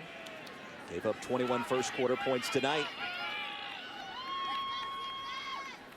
As Perine shifts. A play fake. Mayfield all day. Great job by the Cyclones secondary, and Mayfield shoved out of bounds. Going to lose a couple of yards on the play. That was Thomas applying the backside pressure. And once again, take a look at the secondary. All the white jerseys playing zone, locking up man on man. There's nobody open. The wide receiver just thinks he's open. There's a safety behind him. No place to go with the football for Baker Mayfield. The Iowa State secondary has made some great adjustments, and you're starting to see the zone coverage cause trouble for Oklahoma's offense with their big play capabilities. The 11th play of the drive coming up. It's 3rd down and 11. Max protect. Mayfield flings it down the field, and it's incomplete. Trying to find Westbrook. Nigel Tribune in coverage. 4th down coming up.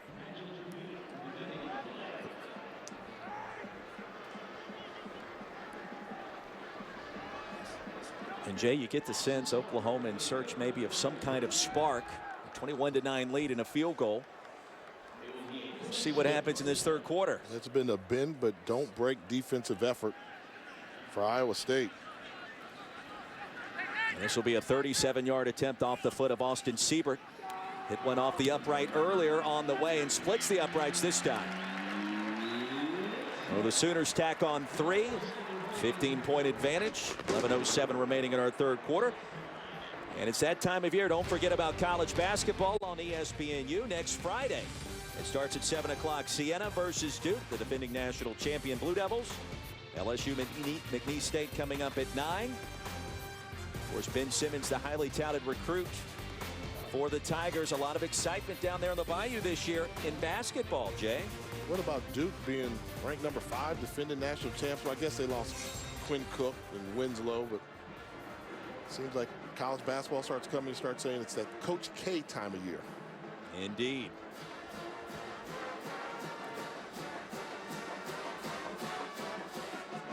Busy night in the Big 12 this evening. Fun evening so far for the Sooners fans. Some 82,000 strong. 103rd consecutive sellout here in Norman. Yeah, what a fantastic environment it is here in Norman. First trip down here, and you can see they're crazy about their Sooners here. And here inside of Memorial Stadium, an expansion project underway as well, totaling over $175 million. I'll tell you more about that as we go through. So the field goal to open this second half for the Sooners.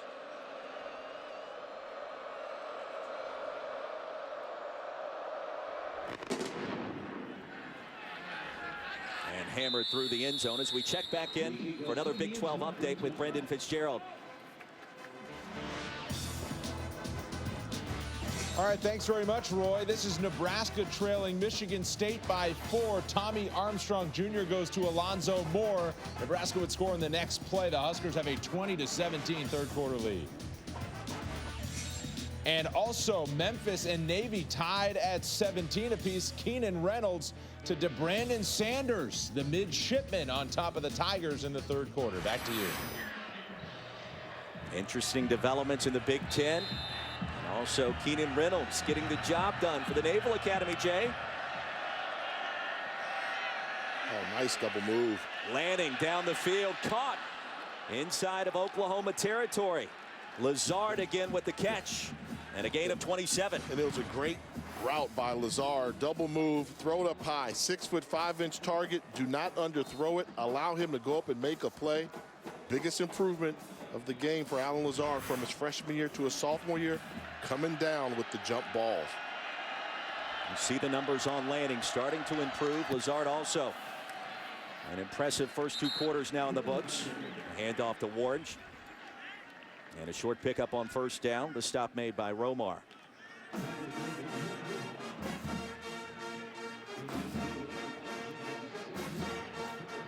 Now Paul Rhodes and company still in this football game. Year 7 in Ames. He's got an opportunity tonight.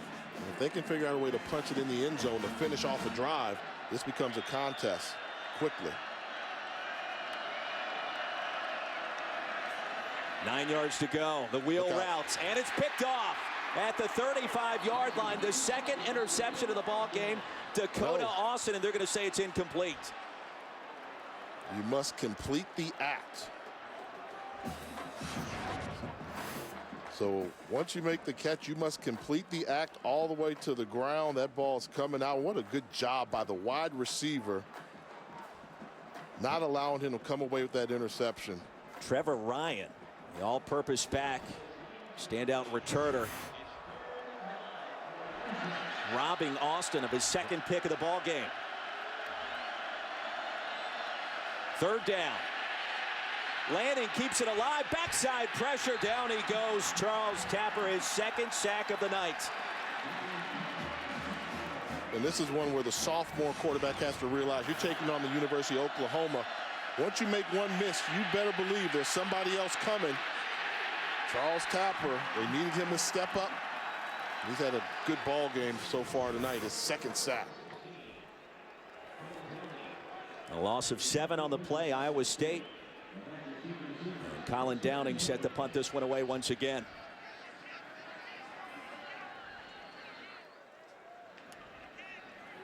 Shepard awaits at his 15.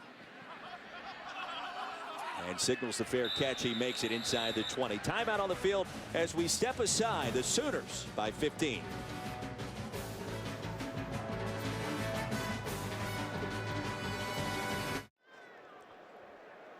Back in Norman, 24-9 our score. Nearly midway through the third quarter. Jay Walker, Roy Philpott. You see the starts in the first and second half respectively tonight, Jay. And it's that flea flicker that went for a touchdown and a nice 12-play drive ending in 3 moments ago.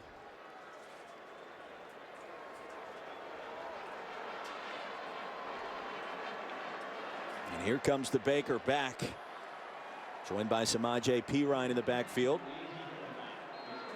Iowa State, despite trailing by 2 scores, still hanging around, still in this one. Hanging around, particularly on the defensive side. They've really stopped giving up the big play, keeping everything in front and making good tackles in the open field. Perine near side crosses the 20. Gain of 3 brought down by Floyd. Now, Kawan Floyd battled a hamstring injury earlier this year. Also a broken hand, still out there giving it his all for the Cyclones.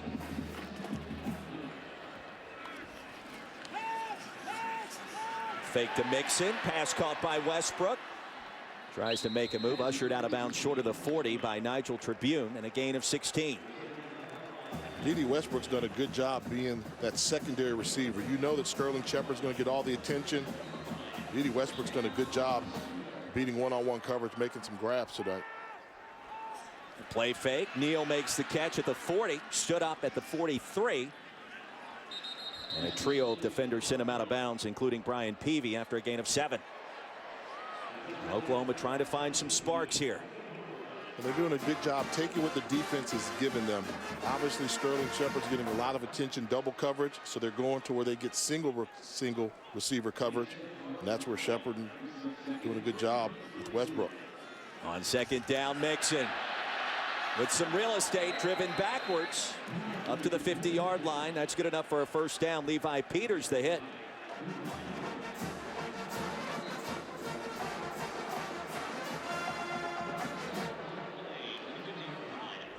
And now the Sooners backing off of that tempo. Should be pointed out, we haven't had a touchdown scored since the first quarter, after a quick 21 on the board by Oklahoma.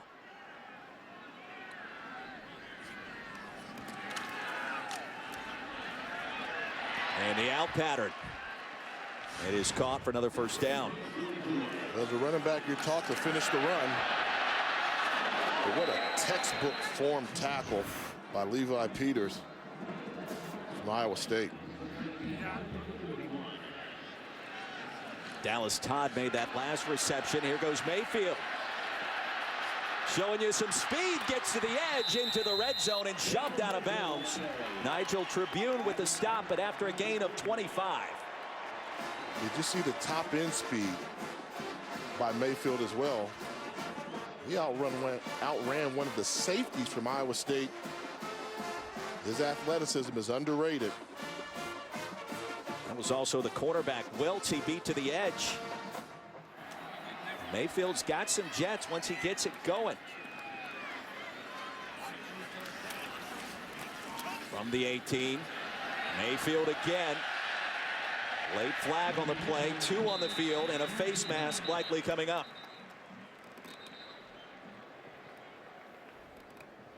And Mayfield's been known to talk some trash. He's bringing the swagger back to this OU offense. Personal foul, face mask on number 2 of the defense. After this is to the goal, automatic first down. When you've got a quarterback that can move and has been running all night, that's clear. Clear face mask, trying to make the tackle from behind. Good job of securing the football by Mayfield, and fortunate no injury occurred on that play. It's Jordan Harris, the middle linebacker for the Cyclones. First and goal coming up for the Sooners. And a 6-man front. Handoff. P-Ryan, touchdown.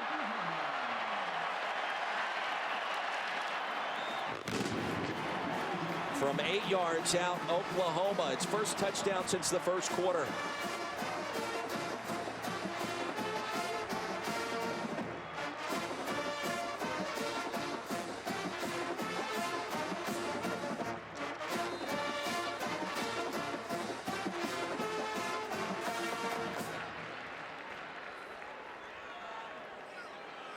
Siebert on for the extra point.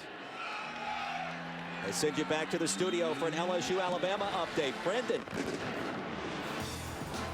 Roy, thank you very much. Alabama already had a 3-0 lead when Derrick Henry breaks off 40 yards right here. He wouldn't score, but Alabama would punch it in shortly after. 10-0 tied lead in the second quarter. Meanwhile, Ohio State is at home and taking on Minnesota. Scoreless in the second quarter until Mitch Leidner gets picked. Von Bell returns it for a touchdown. 7-0 Buckeyes. Back to you. A quick start for Ohio State and also the Crimson Tide. So take a look at that last drive by the Sooners. And it got going with Baker Mayfield calling his own number, getting to the outside. And look at the athleticism, able to get to the edge and outrun the cornerback. Takes a hit at the end of the run. When your quarterback's running, it opens up the running lane for your running backs. And you see Perrine in the end zone easily. Really impressed with the freshman tackles that we talked about earlier. That right side, that was Drew Samia clearing the hole. You could have pulled a freight train through that big hole on the right side. Well, Pirine now with 75 yards on the ground. You saw that 8-play, 82-yard drive for the Sooners. And a big-time answer with a team maybe looking for a spark to start this third quarter.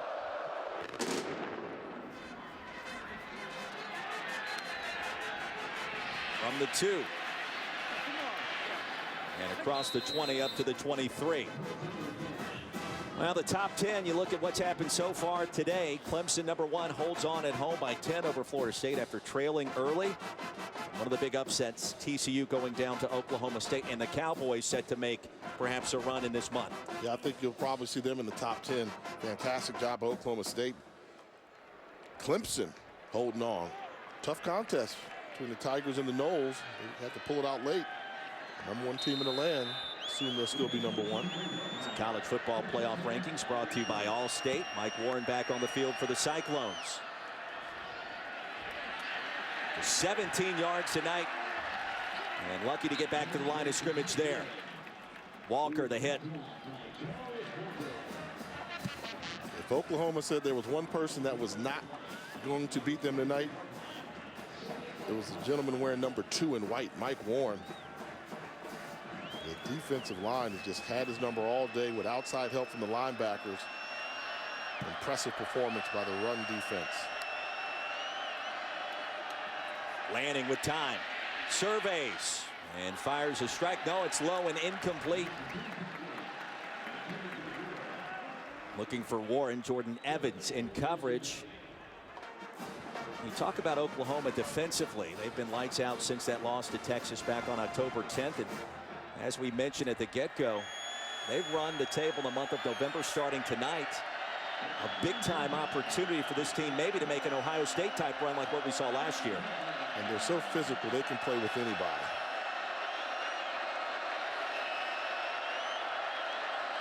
Two of 11 on third down tonight for Iowa State. Lanning with time. The post corner route's caught short of the 45-yard line, but good enough for the first down. Ahmad Thomas in coverage. Lazard another grab. Fantastic grab at the end. Leave his feet, go up high, secure the football. Know you're going to get hit. Make the catch, get 1 foot in bounds. Very impressed with Alan Lazard. Coming out of high school, one of the highest ranked wide receivers in the country. Decided to go to Iowa State and becoming a big-time player. 6 catches, 93 yards for Lazard. There goes Lanning, far side, and he's got another first down for the Cyclones inside of Oklahoma territory, and finally brought down by Dakota Austin. And it's because they play so much man-to-man coverage that quarterbacks are able to run, because you can't guard a wide receiver and worry about where the quarterback is. So the quarterback is busy break and contain. The defensive secondary just doesn't see him, and you're able to rip off big chunks of yardage running the football. From the 43. Push the pile ahead, crossing the 40. And all the way down to the 37-yard line, Mike Warren. And so finally he's starting to find a little bit of a rhythm. For a gain of 6. Because the playmakers around him have established themselves. Lazard has established that you're going to have to give him extra attention. Lanning running the football. That allows Mike Warren to not attract so much attention. 31-9. Approaching 5 minutes to play in the third quarter. Lanning with all kinds of time. Finally gets rid of it. And he's got another first down for the Cyclones. Mike Warren. Another catch. And now for tonight's game track, brought to you by Taco Bell. You see the numbers this year. Leads the country for freshman running backs in rushing yardage tonight, just 23, Jay. No, not to take credit away from him, but it just hasn't been there. There have been no open running lanes. The defensive line for Oklahoma has played outstanding. Lanning again. Surveys. And throws a strike for a completion. Down to the 26-yard line. Devontae Bond in coverage. Reception by Montgomery. It's a good time for Iowa State to call a double move on the outside with one of the one-on-one receivers. Pump and go. Probably hit him for a touchdown. Landing now 13 of 29 through the air for a $159. And movement up front.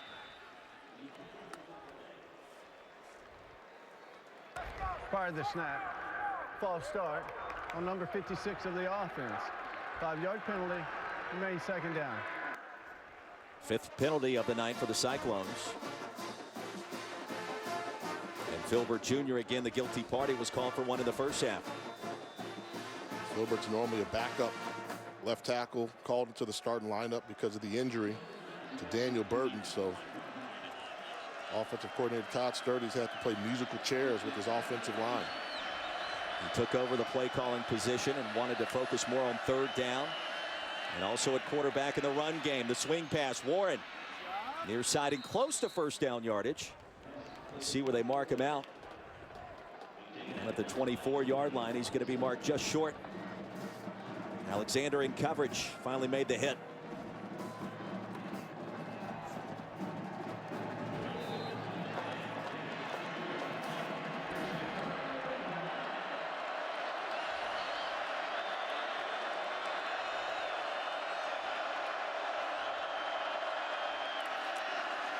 On 3rd down, the seas part. There goes Warren.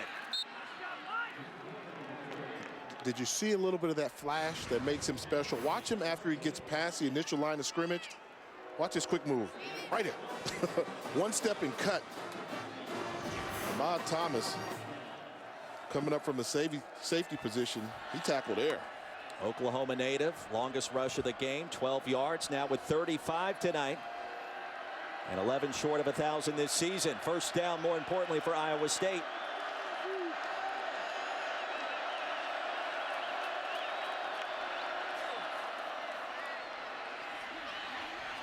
And nowhere to run this time for Mike Warren. Matt Diamond the hit. And lucky to get back to the line of scrimmage once again. And when you see Oklahoma on defense, the numbers dictate that you should be able to run the football. Oklahoma will have 6 guys in the box and you have 6 blockers, but they're so stout up front that it kind of goes against the traditional run count run game. Oklahoma gets away with a lot of things that a number of teams cannot. 11th play of the drive coming up. Bundridge in motion. And Lanning looking his direction with time. He's late with the pass, but hasn't caught at the 6. And Lazard again with the catch, his 6th tonight after a gain of 6 yards.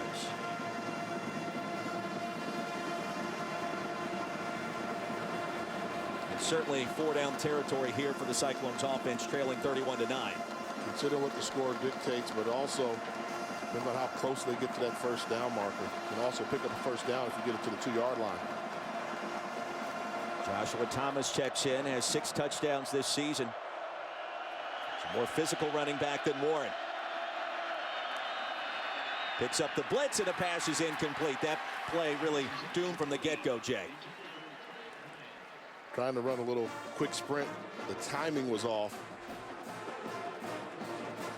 See here, it looks like Paul Rhodes is going to elect to go for it rather than take the field goal. Trailing by 22, really no other choice. 2 words, 6'5". Find the 6'5" wide receiver. Lazard at the bottom of the screen. And they'll roll the pocket the other way towards the end zone. Tipped and incomplete. Jordan Evans with the play of the day so far for the OU defense. 1st and 10 coming up for the Sooners when we return.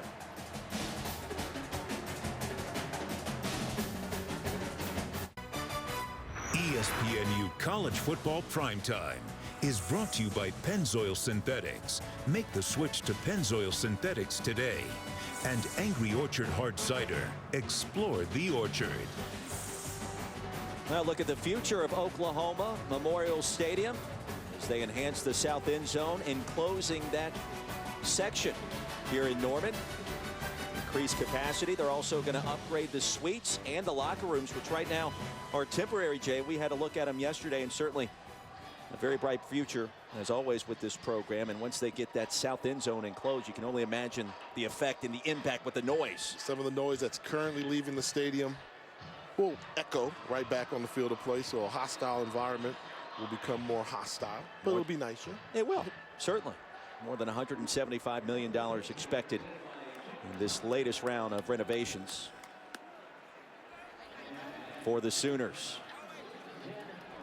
1st and 10 now for Baker Mayfield. After a 13-play drive over 5 minutes long, that's no points. And Pirine doing his thing once again, a physical hammer. If you're going to walk around with a 5'10", 230-pound frame, when you get to that second level, make the defensive backs pay. Physical run by Pirine. Longest run of the night, 21 yards, and he's now at 96 this evening. The fake to Pirine this time. Mayfield wants it all. Sterling Shepard. Touchdown, Oklahoma.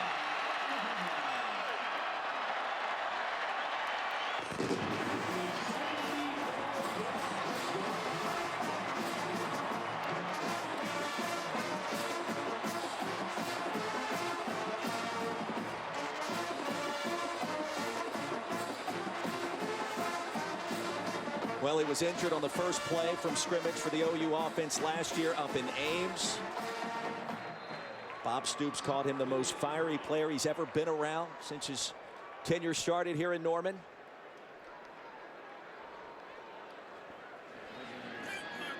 And Shepard, a first-team Big 12 performer last year.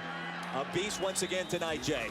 One of the most dynamic playmakers in college football, one-on-one with the safety. Not going to happen. Flies by him, Shepard in for the score.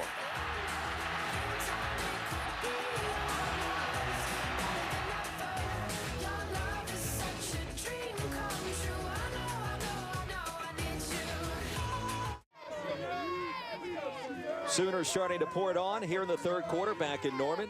Jay Walker, Roy Philpott, glad you could join us tonight. 1:05 remaining in the third quarter. And Sooners, you feel like, Jay, can turn it on when they want to in this current 3 and perhaps now 4-game winning streak.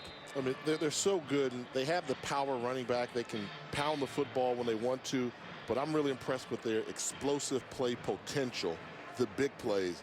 And Sterling Shepard's a huge part of that. That last play, a 74-yard scoring strike, and Baker Mayfield has had a bunch of big plays tonight.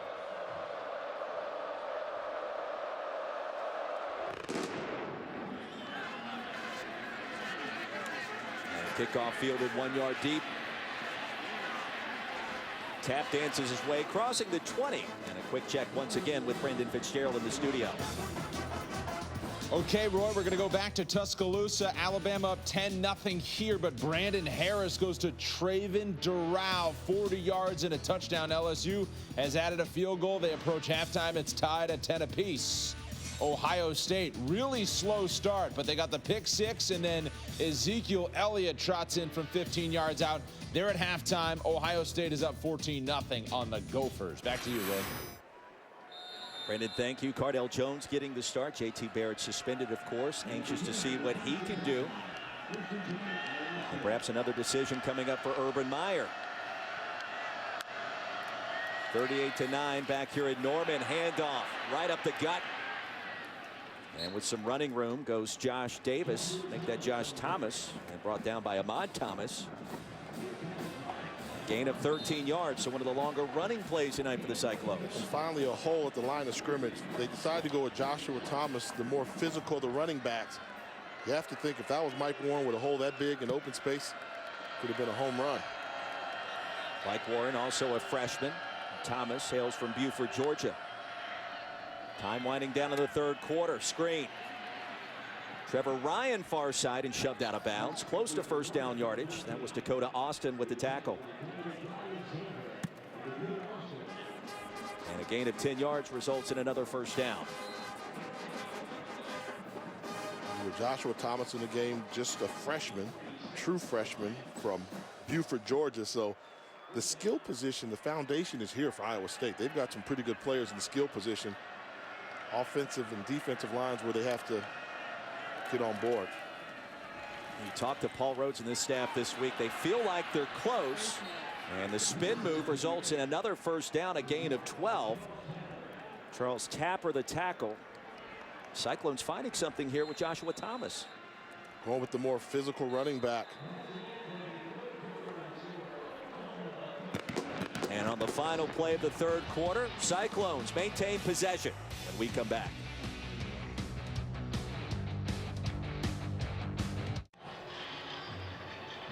Start of the fourth quarter, 38-9 our score. Number 15 Oklahoma with the lead against the Cyclones. An interesting week.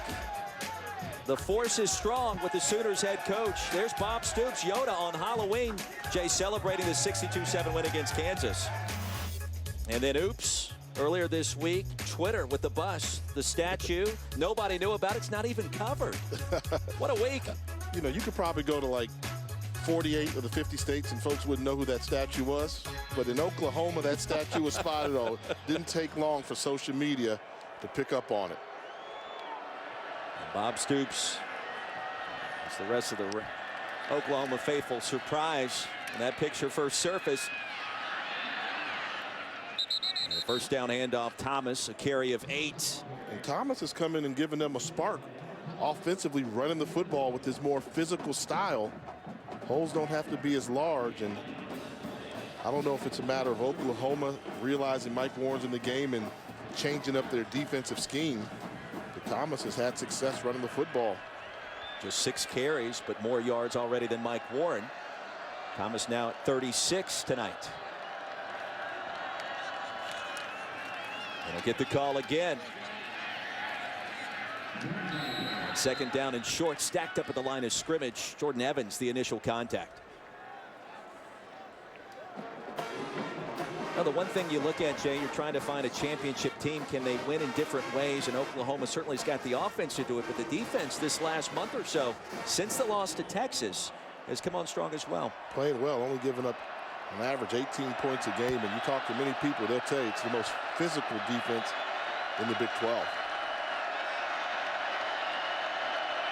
4 out of 16 on third down tonight for the Cyclones. Ryan in motion, handoff Thomas. A physical punishing run, crosses the 30, and a gain of 2 brought down by Alexander. And that was a great second effort. The initial contact was behind the line of scrimmage, but because of the style of running the football by Joshua Thomas, able to get his momentum going and cross the line of scrimmage and pick up the first down. The drive continues. Warren back on the field for Iowa State. Oklahoma with just 1 loss this season, trying to get back in the playoff conversation. Lanning brought down from behind. Down he goes once again. Eric Stryker, one of the best names in college football. Big sack. Stryker had 12 tackles for a loss coming into this contest, and this is just a great job coming off the edge from his outside linebacker position, not giving up leverage. And once Lanning decides to change direction, Stryker turns on the jet and makes the big strike for the sack. A loss of 4 on the play, second down. And the short completion down to the 30-yard line. Pass caught by the backup wide receiver Carson Epps. Well, third down and 10, you got to think Iowa State thinking about 2 downs to pick up this first down, Jay. That's been their mentality the entire second half, so no need for them to change. And knowing that, you don't have to throw for the first down, meaning throw the ball beyond 10 yards downfield. You can throw the ball underneath, maybe make a guy miss, pick up the first down, knowing you're going to go for it again on 4th down. 9th play of the drive coming up from the 30. Lanning bobbled the snap. Here comes Stryker, and the pass incomplete. Now the backside pressure too much that time for Joel Lanning. And Lanning could have run from a couple people, but trying to run away from this guy right here, not going to happen. Eric Stryker, watch the pursuit, gets a great jump. Lanning sees him, tries to take off. Too much speed from Eric Stryker, not going to get away from him. Senior out of Tampa, Florida. What a career he has had here in Norman. And certainly a great future awaits him at the next level. And the little things show up. Did you notice how he timed the snap count? So he's already fast, but the football IQ, he was able to anticipate and get a good jump on the ball. On 4th down, here's the pressure. Lanning And to float it downfield, out of bounds, incomplete. No flags on the play. 1st and 10 coming up for OU. The 38-9 lead.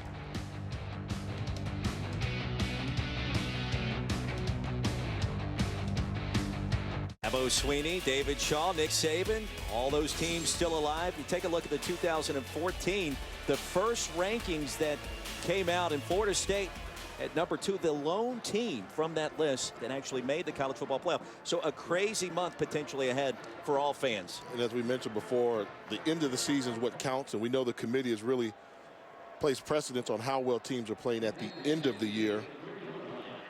Hence the Buckeyes got in, playing well late last season after stumbling out the gates, and it's going to be interesting this season as well. Mixing the handoff. Drives his way past the 35 and finally brought down there. Now that promo, Dabo Sweeney seemed real confident, didn't he? I mean, was that shot today? He said, you know, I'm in. Was that shot after the win against Florida State 23-13, in case you missed it, and really the last major obstacle on Clemson's schedule this year. Tigers will get Syracuse, Wake Forest, and South Carolina before the ACC championship game, likely against UNC. Now, North Carolina had a big win today against Duke, so that could be a game to watch. Roy Philpott, Jay Walker here in Norman. Glad you could join us tonight. And for the Crimson and Cream, it's another fast start. Defense has taken over. A couple of plays in the second half. A workmanlike effort so far. Total team effort. You know, you saw Sterling Shepard get in the mix with the big touchdown. Baker Mayfield's been on fire from the opening play. And Mixon into Iowa State territory, weaves his way to the end zone. Touchdown, Oklahoma. From 57 yards out.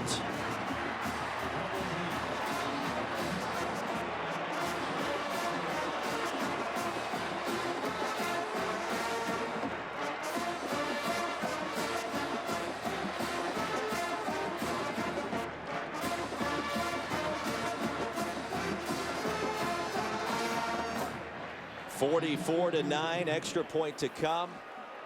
And OU pouring it on. Joe Mixon now 8 carries, 88 yards in that last score.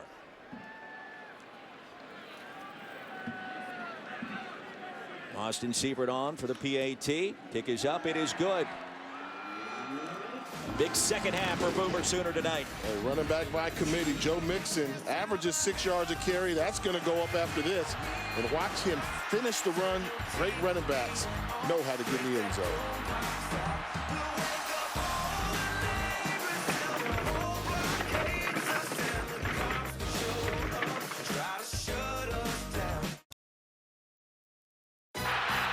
ESPNU College Football Primetime is brought to you by Geico.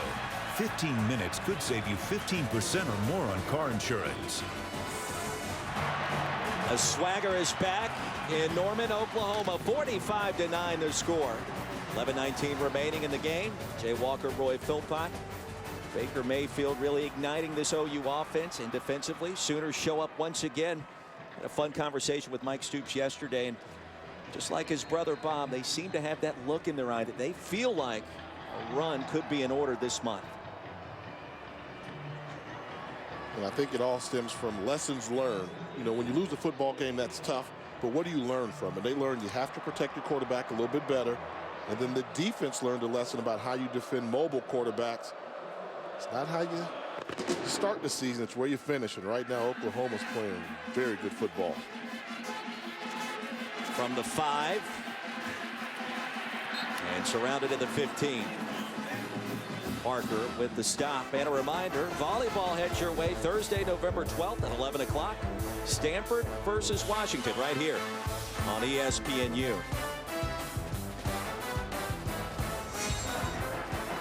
More than 85,000 packing their way inside of Memorial Stadium for kickoff. Many of those have decided to head to the exits, and rightfully so, with a 45-9 lead. And it's about 45 degrees outside. That's true. Temperature dropped. But you know, the diehard college students, they're just warming up. Well, fun times, rightfully so. Mike Warren checks back in, trying to eclipse the 1,000-yard mark tonight on the ground as a freshman. Brought down once again by Charles Walker. No gain on the play. The name we've called on a consistent basis: Charles Walker, Matthew Romar, Charles Tapper. I mean, they've played fantastic football games on that defensive line.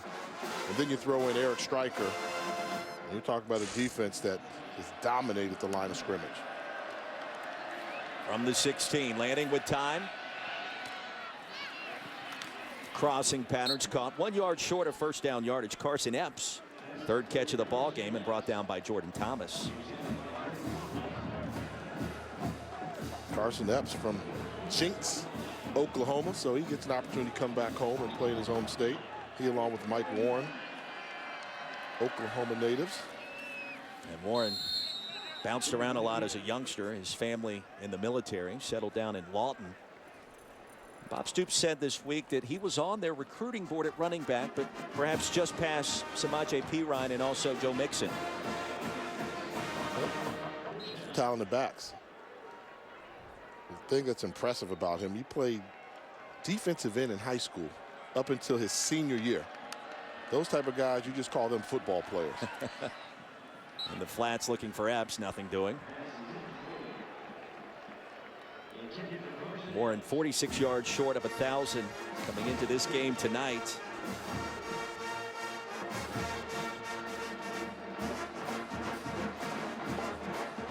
And approaching that number as time continues to tick off the clock here in the fourth quarter. 10 minutes remaining after the incompletion. Pressure off the edge. Stryker. And Lanning somehow flings it downfield. Tell you what, using every ounce of that 230-pound frame. It's just a football field. He's starting to understand the cadence and the snap count. He's going to come in from here and just get shot out of a cannon. Watch him time this up absolutely perfectly. Nothing you can do. You know, you almost say as a quarterback, that's on you. If you allow a defensive player to get that much momentum going towards the line of scrimmage, there's nothing that your right tackle, Jake Campos, can do when a speed rusher gets that type of jump. Got to vary the cadence at some point in time. Joshua Thomas on the field. Third down.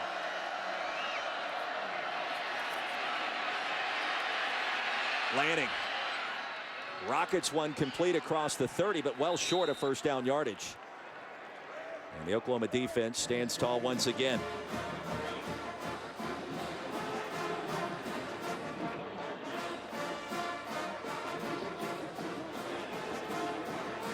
Now the Sooners will travel down to Waco, Texas for their next contest against Baylor. What a game that should be after a win here tonight, Jay. And they've got the tools to do it. You say Baylor likes to score a lot of points, but if you can't block them, you have to change your offensive game plan, and that's why it's going to be such an interesting matchup, because of the physical nature of Oklahoma football. Downing hits this one off the side of his foot and floats out of bounds at the 40. 45-9 our score here in Norman. Fourth quarter continues next.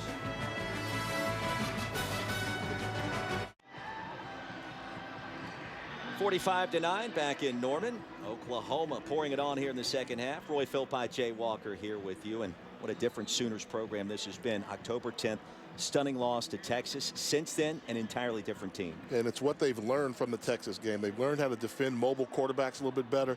Realize they can run the football. They can throw it with anybody, but they can run the football as well. The emergence of the running game has really helped make this a dominating football team. Sooners now with possession after the Iowa State punt, and a new quarterback to tell you about as Trevor Knight checks in for the first time. And a hop, skip, and a jump far side, off to the races, and a touchdown for Oklahoma from 55 yards out. Mark Andrews the touchdown, and the Sooners strike again.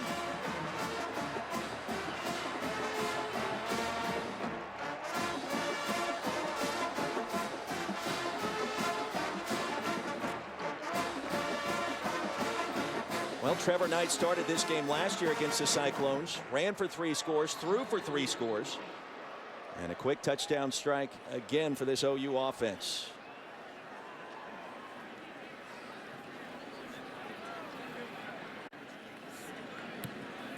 Austin Siebert remains perfect. his point after touchdowns this season.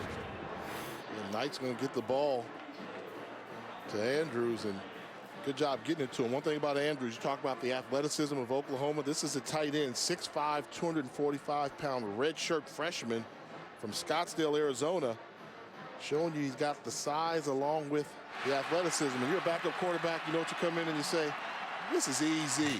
But how about this? How coincidental? First pass from Baker Mayfield tonight was touchdown. Flea flicker. First pass from Trevor Knight was touchdown. Is that an offense that's in sync? Well, it certainly is. That's one of the things we took away from our conversations with this OU coaching staff this week, and it sounds simplistic, but the play callers are in the zone. This team is in the zone. Again, after that loss to Texas, everything just feels different here. And keep in mind, this is offensive coordinator Lincoln Riley's first year with the program. So there's going to be a mesh period there, which you have to understand your personnel, what you truly have. And I know we've talked about the success since the Texas loss, but I think also having an offensive coordinator that truly knows his personnel, what he's dealing with, I think that has something to do with what we're seeing right now from Oklahoma. 52-9 the score, under 9 minutes to play. And the Sooners pouring it on here inside of Memorial Stadium.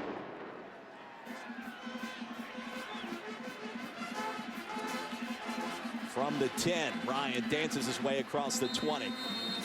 So consider this one well in hand. The Sooners' remaining schedule in Waco next week, perhaps a College game day appearance.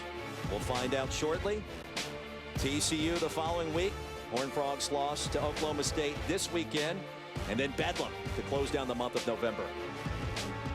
And I'm just thinking right now, taking on Baylor, and Baylor without Seth Russell, but they have a freshman quarterback starting Stidham's Baylor. been I mean, fantastic. you're gonna see, yeah, but you want to see this defense?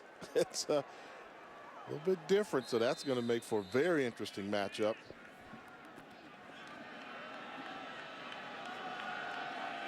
First down and 10 once again for the Cyclones. Lanning back on the field. And the screen. And then think back to those 3 remaining games. So Baylor's not the same team they were, let's say, 2 weeks ago, because they've got a new quarterback change. TCU's not the team they were just starting today, because they've been beat by Oklahoma State. But the team that you have to deal with, Oklahoma State, your in-state rival, they're playing the best football out of all of them. So Oklahoma's going to have to earn it. When you think about what Oklahoma State has accomplished this year, a lot of close wins early. That's also a team that not only is continuing to peak, but has a lot of confidence in close contests. Daly made the catch, good enough for the Iowa State first down. Let the countdown begin to that game, but you got 2 more to play after this one to make that one as big as it could be.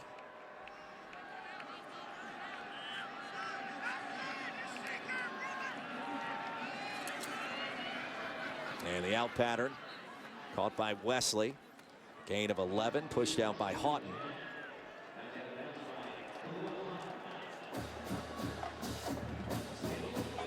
You have to ask yourself, the Big 12 schedule makers, and you have this schedule so backloaded. If you played some of those games perhaps earlier, you could give Baylor or Oklahoma with a 1 loss perhaps a little bit of time to recover.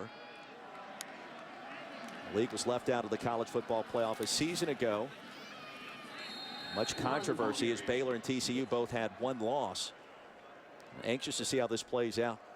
And I don't think they felt any better when the first rankings come out. You've got some undefeated teams that are left out of the top 4, actually the top 5.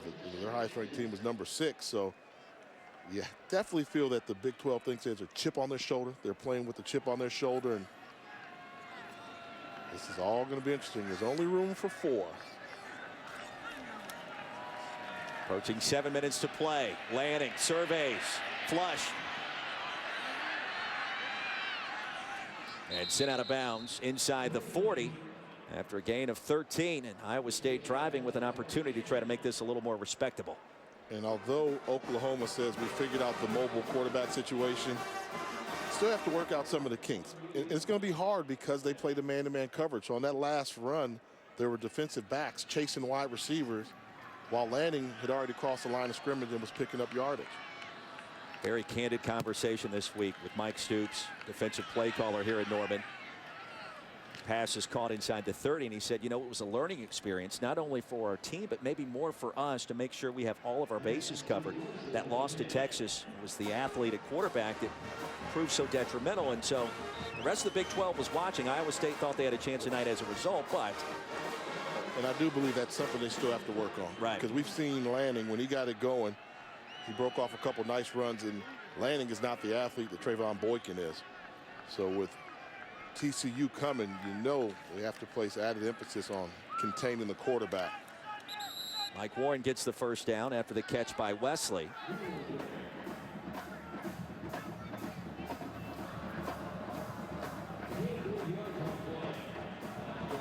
And because the Sooners' loss came just before the halfway point of the season, run the table from there on out. It's going to be looked on very favorably by the committee. And just one poll in, a lot of things can change. Remember, last year Ohio State began at 16 in the first week of the poll, won the national championship, and completed the 20. As Joshua Thomas dropped it. A lot of football left to be played. I think that's a lesson we learned a year ago, and apply it this year, especially in this conference. Who knows what's going to happen? And then you also can't forget, we know we've got the 14 playoff, but you've got some bowl game implications for some of the other bowls that aren't included in the playoff. Houston's been kind of a flavor of the month. People were wondering what would happen with Toledo had they run the table. They got knocked off, and Memphis is getting beat right now by Navy, so it seems like that run's going to end. So you always wonder, you know, when you look at college football, the landscape, who's going to be that little guy? Who's that Cinderella that's going to come in and get that opportunity to play on New Year's Day? 3rd down and 2, under 6 to play here in Norman. Low snap for Lanning, corrals it, floats it down the field, and out of bounds, incomplete.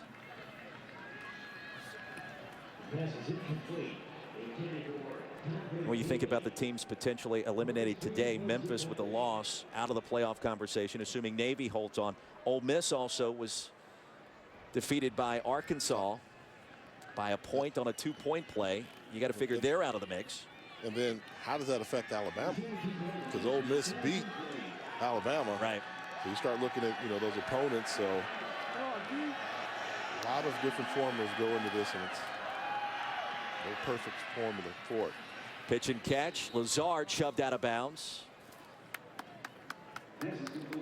And a first down for the Cyclones. You talk about a team like Florida, which is being viewed as now a playoff contender. They beat Vanderbilt really on a last-second field goal, 9-7 at home. And they clinched a berth in the SEC championship. And I don't know if that's how you want to clinch a berth looking as poor as they did. 9-7 to a Vanderbilt team led by head coach Derek Mason, which is really struggling. Florida offensively, they need to get it together. 12th play of the drive towards the back corner and incomplete. Looking for Bundridge. That's why we love this sport so much. You just never know, and perhaps another team like a Florida and Oklahoma can rise and have a chance. And I think in college football today, with losses, you know, being so scrutinized so much, it's always those trap games that you fear. And so you talk to Oklahoma, they thought that Texas was a trap game. And this could have been a trap game as well, but the Sooners avoided it. Same play, back end zone, and he makes the grab. Touchdown, Iowa State.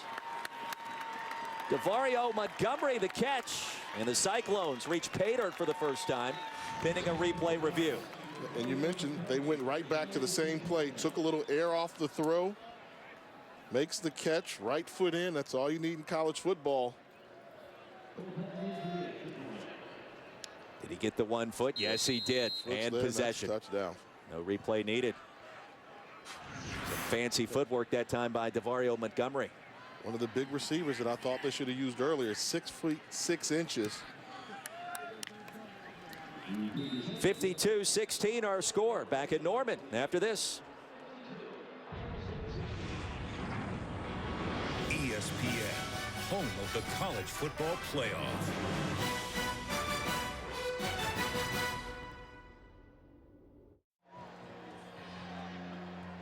Let's take a look at tonight's AT&T strong performance. The defense, Oklahoma finding a way to keep the offense of Iowa State out of the end zone. They did it by stopping the run. They got the sacks. They got the turnovers and the interceptions. It's a great job on display by Oklahoma with their strong performance. And Dakota Austin, backup corner, shoved into starting duties because of the injury to Zach Sanchez. Approaching double-digit tackles, also an interception. Nearly had another one back in the second quarter.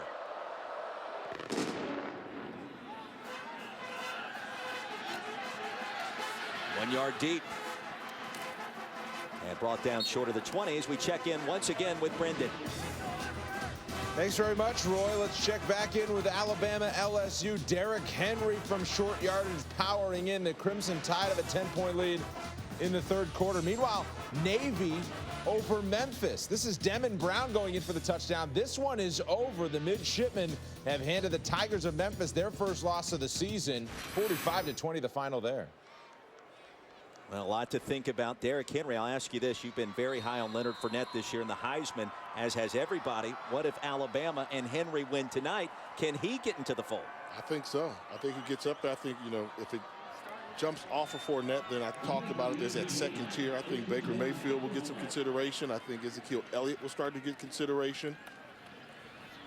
But the strong performances that Fournette had to start out the season, it's clearly his to lose. Derrick Henry puts up some impressive performance. He can get that talk. Preseason, I thought he was the guy. Amazing to think as well. Memphis losing at home to Navy by that margin. And Paxton Lynch, an NFL prospect, already a win over Ole Miss this year. Nothing tonight. Meanwhile, back to live action here in Norman. Trevor Knight and the 14 running back Alex Ross on the field.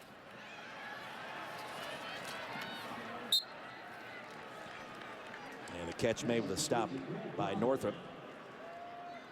And Oklahoma deep into his bench right now, Jay. Grant Botham makes the catch. You know, the fans here, they love this. They get to see some of these folks that they go after and recruit. Maybe not getting a lot of minutes during the heat of the moment in the game, but, you know, this is what you want to see. The guys that are developing and coming here to Norman for the first time. You can tell. You've always heard about the love of Sooner Nation for this football team, but it is deep. Up to the 40-yard line, drive continues. A stop made by Floyd and Alex Ross. Some production off the OU bench. You played in college in the NFL, obviously. Your backups get some much-needed playing time. It does wonders for the chemistry of a team, does it not? It does, and give them something you can grade on. I mean, it's always tough just to be a practice All-American. You want to see if what you do in practice you can bring onto the field. In this case here, Knighton needs some snaps. You know, especially in college football today, everybody's learning you really don't want to be dependent on having just one quarterback. It's great to have that stud at the quarterback position, but start getting wore down. You want to make sure you've got a number 2 guy that can run your offense. Trevor Knight, of course, the starter last season. We mentioned it as well against Iowa State. He threw for 3 touchdowns, ran for 3 more. And what a luxury for Bob Stoops and Lincoln Riley to have both him and, of course, Baker Mayfield coming down the stretch just in case the unthinkable occurs to the starter. And I give a lot of credit to Bob Stoops. You know, going out getting Lincoln Riley, he realized he had been defending these wide open pass attacks, and he said, I want that offense. And he said, I didn't necessarily want the Mike Leach offense. I wanted the Hal Mummy type offense, and went and got Lincoln Riley. And Lincoln Riley, as we've heard, you know, around the grapevine, he's going to be a head coach pretty soon. But right now, this mesh is starting to come together. Daniel Brooks checks in for the first time.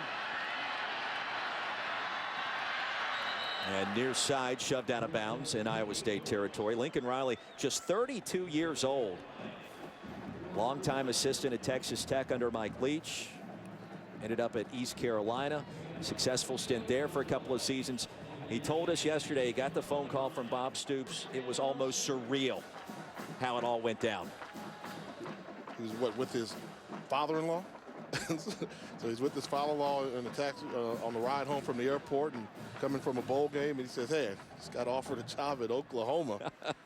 And I said, well, I'm sure your father-in-law was very impressed with that. How could he not be, right? Give you some brownie points. Here's Brooks. Some tough running between the tackles.